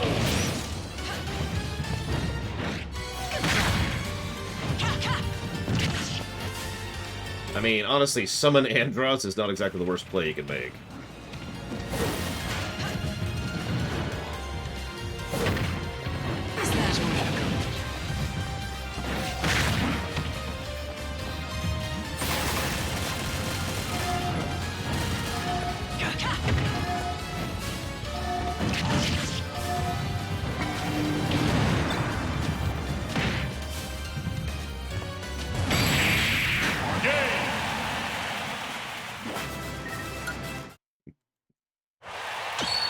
sounds like an amusing timeout kind of mechanic in a strategy game.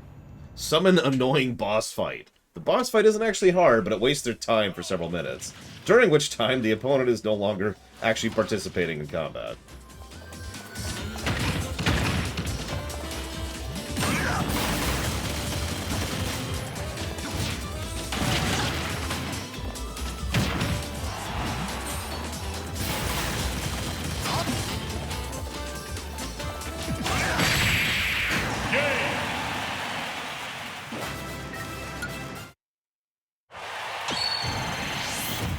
Winning too much. The score's getting too high.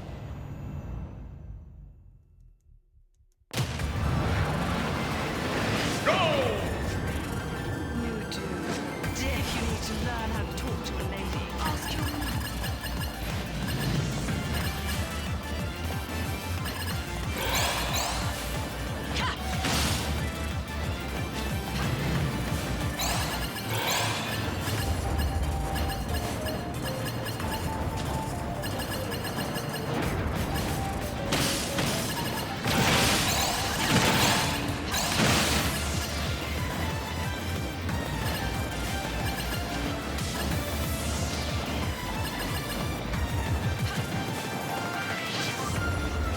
God, that sounds horrifying, Reggie. And the Borg are just like, what's up?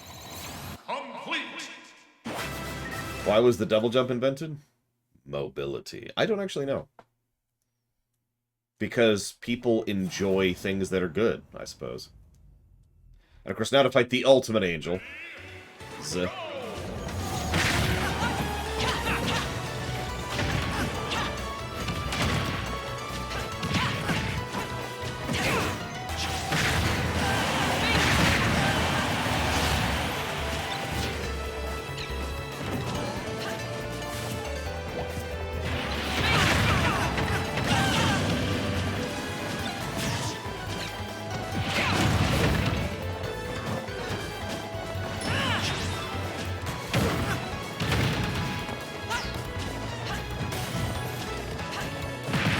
I mean, it really does. Of course, Bayonetta would fight Pit. I mean, come on. Pit would be like, you're evil! And she's like, no, I'm not. And he's like, no, I gotta stop you. And she's like, alright. And she wouldn't want to actually hurt him, because Bayonetta's not evil. But she'd be like, alright, I'm gonna teach you a lesson. And it'd be one of those typical superhero versus other superhero fights. And then after Bayonetta stomps him, because she would, he'd be like, damn. Now you're gonna summon Medusa, and she'll be like, who? Oh yeah, of course, our final fight is against Palutena. Again, very appropriate.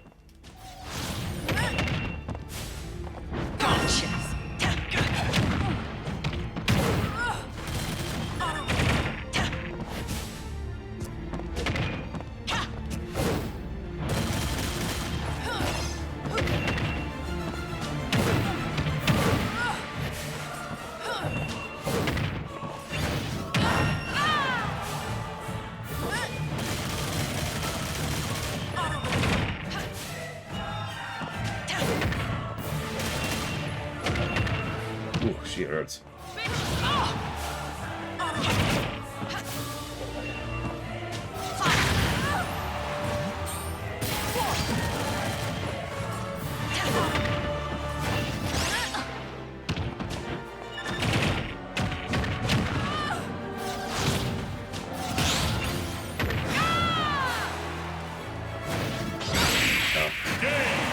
And we lost.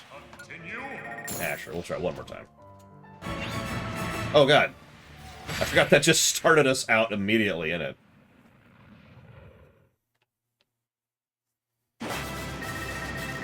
That's a good question, Jesse's Mask. I have no idea. 5.0 isn't bad.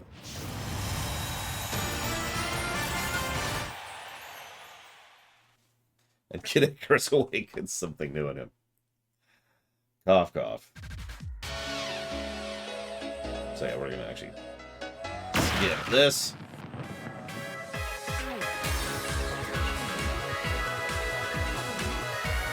Congratulations!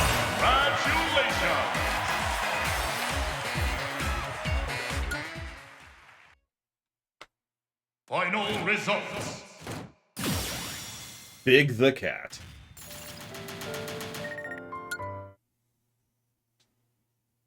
Classic mode. Oh, wow. That's Bayonetta. And everything, actually.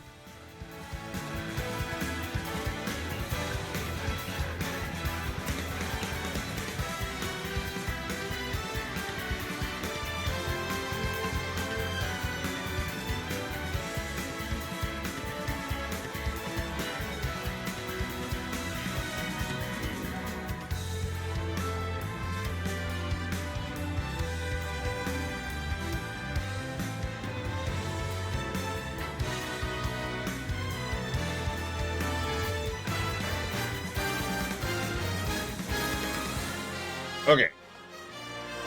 Story. Does any of this apply? Hang on. I'm just gonna rapid fire this a little bit. Dialogue. Foreshadowing. Vocalization. Actively absent in some cases.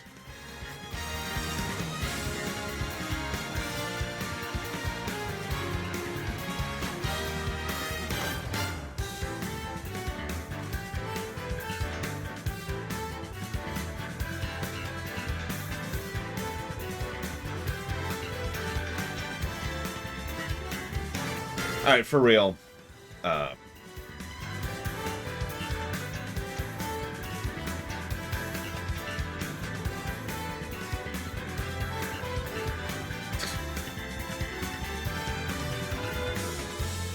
Themes? I mean, there's nothing. There's nothing. So the net score for story is +1. Okay, we're done with that. There's none of these apply. There's such an absence of story, and we already discussed the visual storytelling positive, so... I'm gonna have to go through gameplay, but first we're gonna do a little math.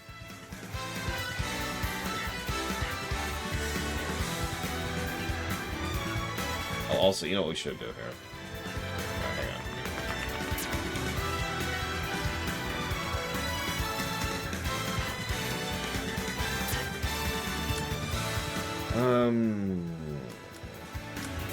Someone name a remix in this game that you like.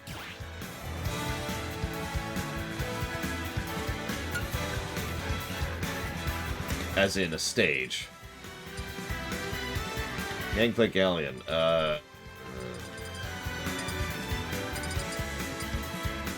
Sure.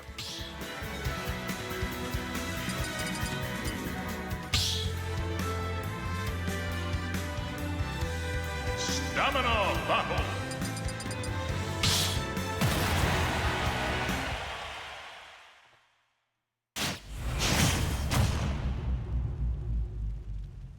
Three, two, one, go!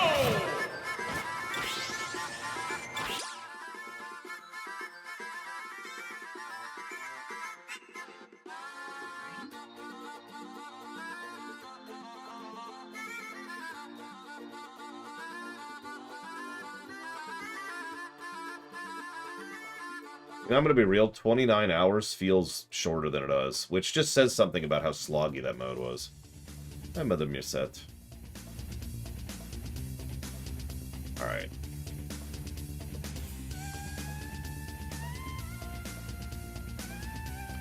Animations from a gameplay perspective. What this usually means is how well do the animations inform the attacks you're about to receive. How much they inform the gameplay, in other words. I honestly don't think I want to give a positive for that, because while it is there, it's so minute to the point of being almost, you know, irrelevant. But, thoughts?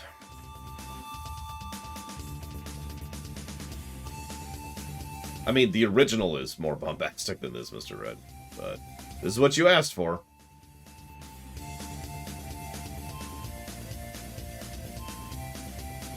Yes, I did, Shadow Machine. It's like the snake stuff back in Brawl.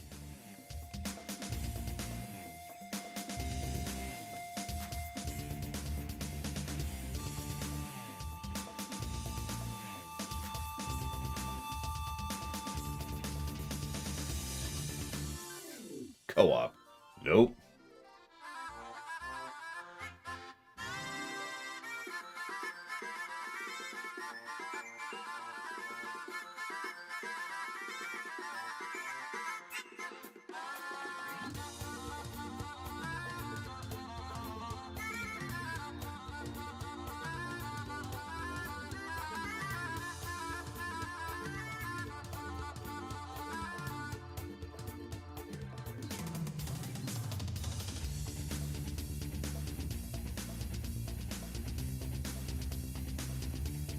Fast travel. Nope.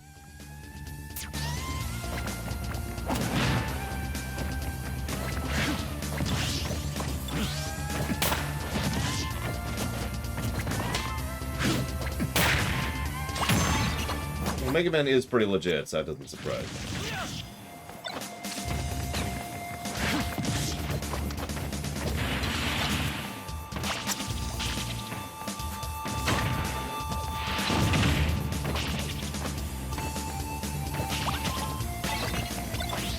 Barely see the game right now. I'm actually playing with half the screen available. I'm just trying to wait for the song to change.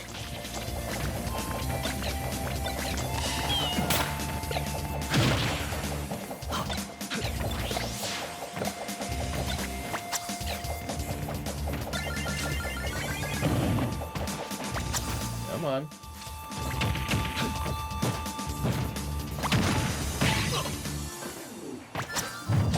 There we go.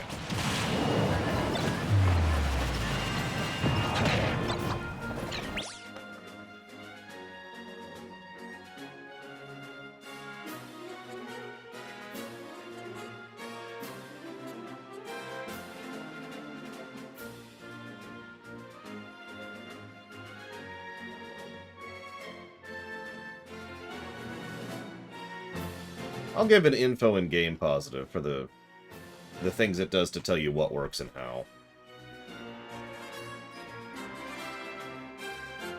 Especially the moveset.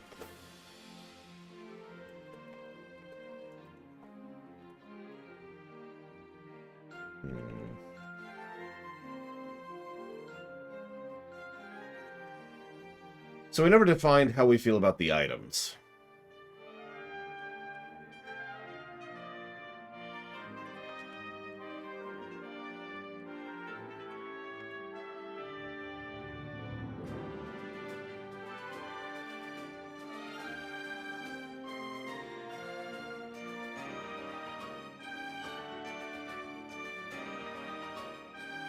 I'll go and give my opinion. I think A positive for items is easy. I'm not sure about a second one because there's a lot of items. There's like 100 something.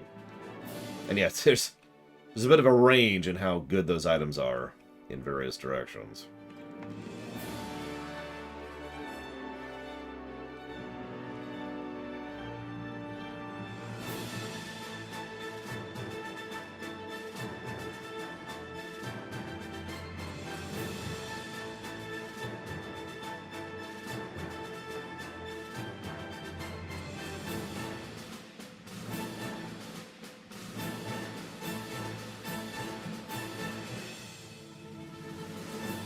That's a good point, Jesse's Mask. Yeah, okay, so we'll give A positive for items. I'm fine with that. There's some good stuff, and there's some good variety. And it does keep things fresh. I'm one of those players who actually likes playing with items on, because it keeps things fresh, like I said. I don't have anything to add to that.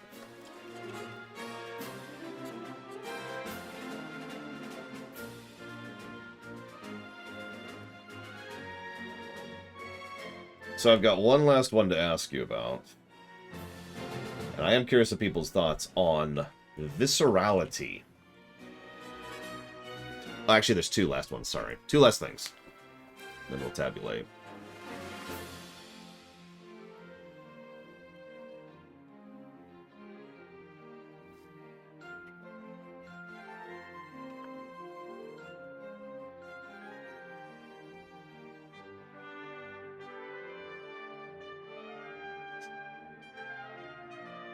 Yeah, it's almost like they called it Smash Brothers on purpose.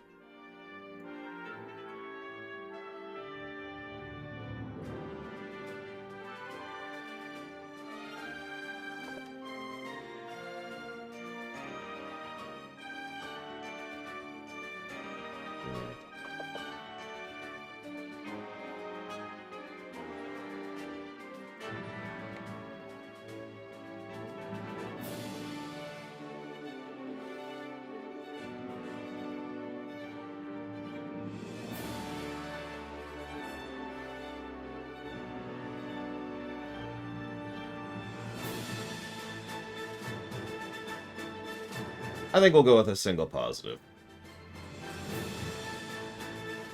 Yeah, viscerality has to do with visual design, audio design, and impact. If I use a smash hit, it should look, sound, and feel cool.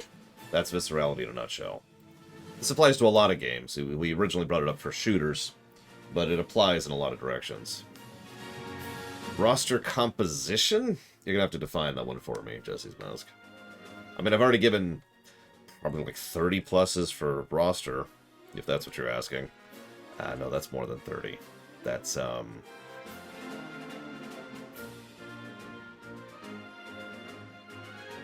I can't do that in my head. That's how much that is. 44 of the positives are for the roster. I think we covered that.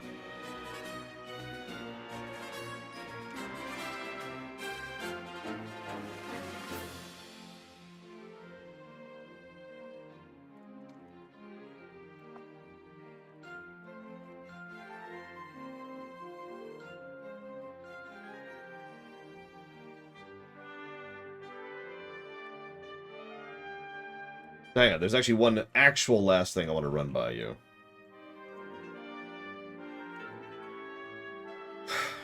And that's replayability. Now, I do need other people's input on this, because I will never play this game again. Like I said, I'm going to put a no exclamation mark on the replay here.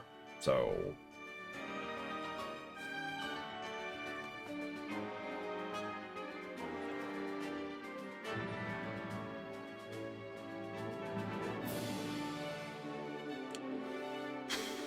I could see that, Jesse's Mask, but in summary, I think I've already answered you. I think the 40 positives for roster is sufficient. We don't need to add a bonus positive for roster on top of that. I mean, classic mode is still my favorite way to play this game. Go figure. After all that nonsense.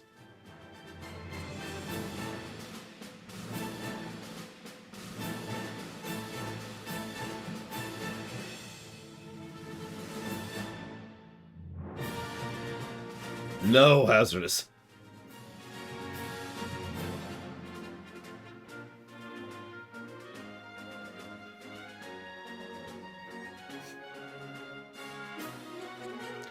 I think I will give one replay positive, and only one. Mostly because most of the other things that add to replayability, like the options or the customization or whatever, has its own positive. So...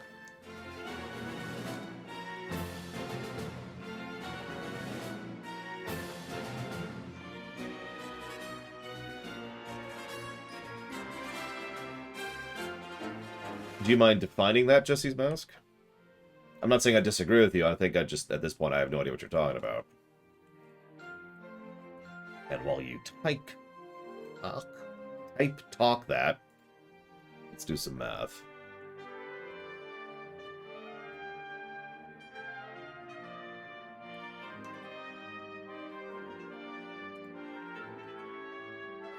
I suppose if you're asking, do I think the roster deserves a plus for how varied it is, I would say no, because I don't.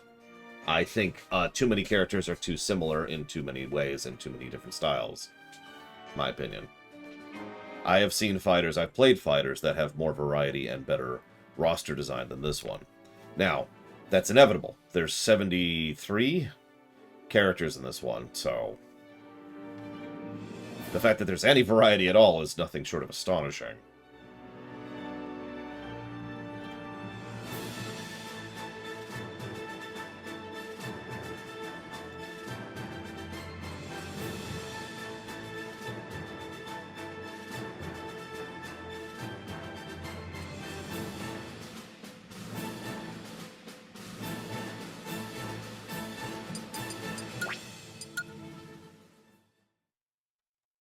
I actually agree, Dakota.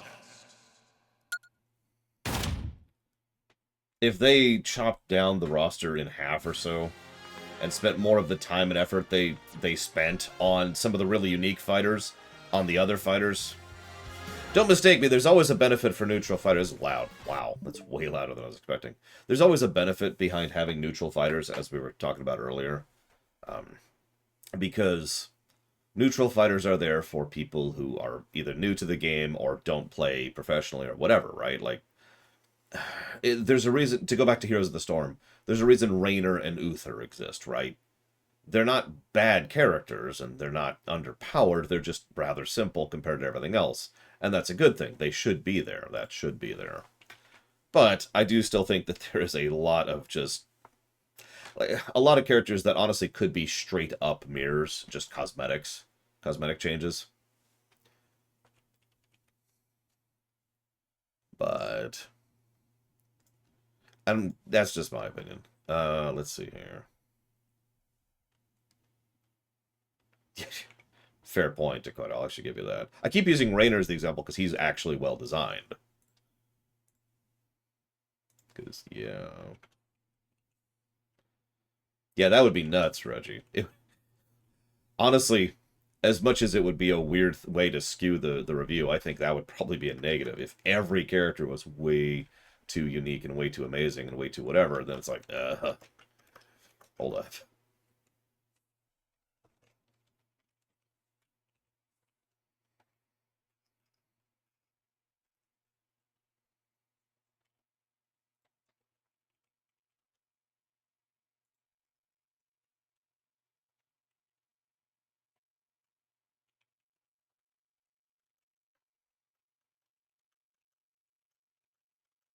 I wasn't aware they were adding anything to Heroes of the Storm, considering how abandoned it's been.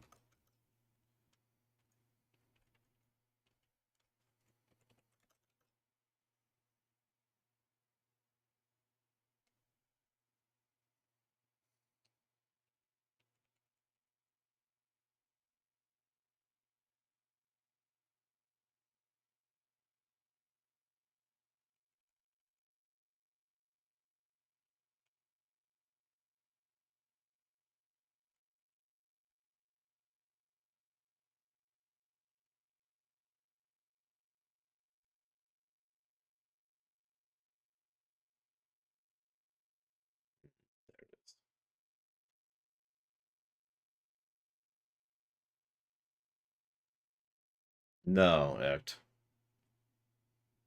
And yeah, I thought the game was completely abandoned at this point.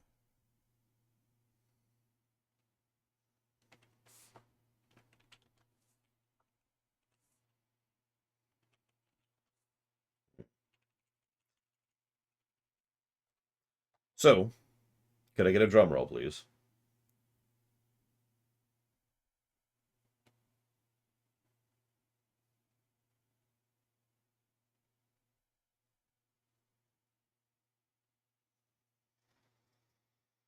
I mean, that's sort of my point, Jesse's Mask. It's not like I disagree with you on the roster thing. It's just I really think the roster has already been covered by individuals.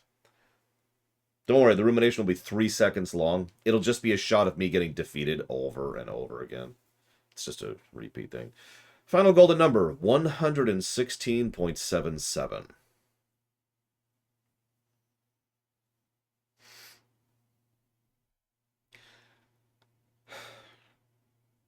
That is way higher than I was expecting.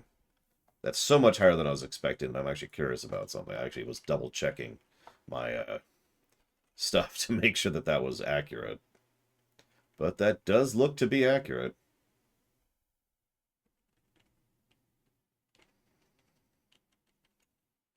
And it makes a degree of sense. As much as I don't actually care for that mode, which dragged it down substantially, this is a very good game. It's just a game that could have been amazing if it actually had several other things going for it. But anyways, honestly, I was expecting about an 80 for something like this. So, let's see. Looks like it might be Zlartek.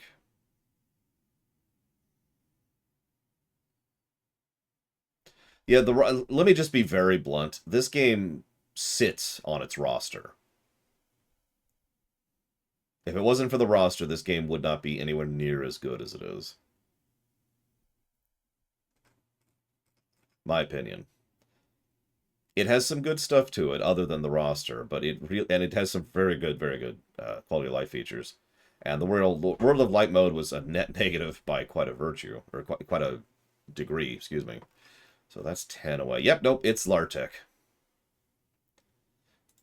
It's Zlartic. So Zlartic is putting that towards the messenger.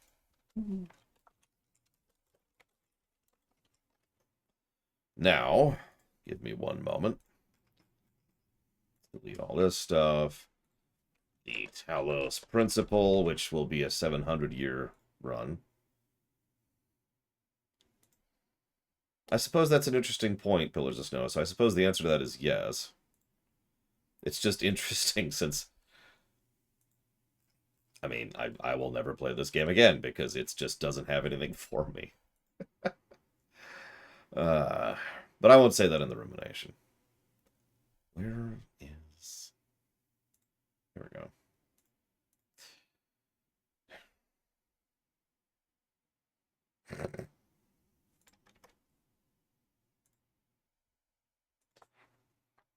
I'm curious of something. So if it wasn't for the amazing roster, let's assume all the roster positives are gone. Anyone want to guess what the golden number would be?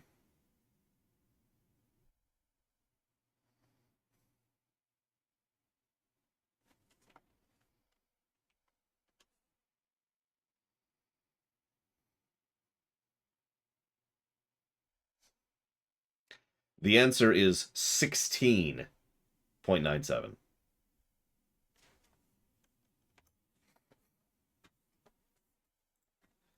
I think that says all it needs to. Frankly, this game really does sit on its roster. And that's just the point I wanted to make. Anyways, I do hope you've enjoyed this extraordinarily long one. For now, I'm going to go ahead. I've already opened it up for anybody who wants to guess for our golden number on the Talos Principle. That will be starting in a little under 4 hours from now. I'm going to spend the time recovering a little bit, actually eating breakfast because I skipped breakfast this morning, and of course, recording the rumination. So I will see you in a few.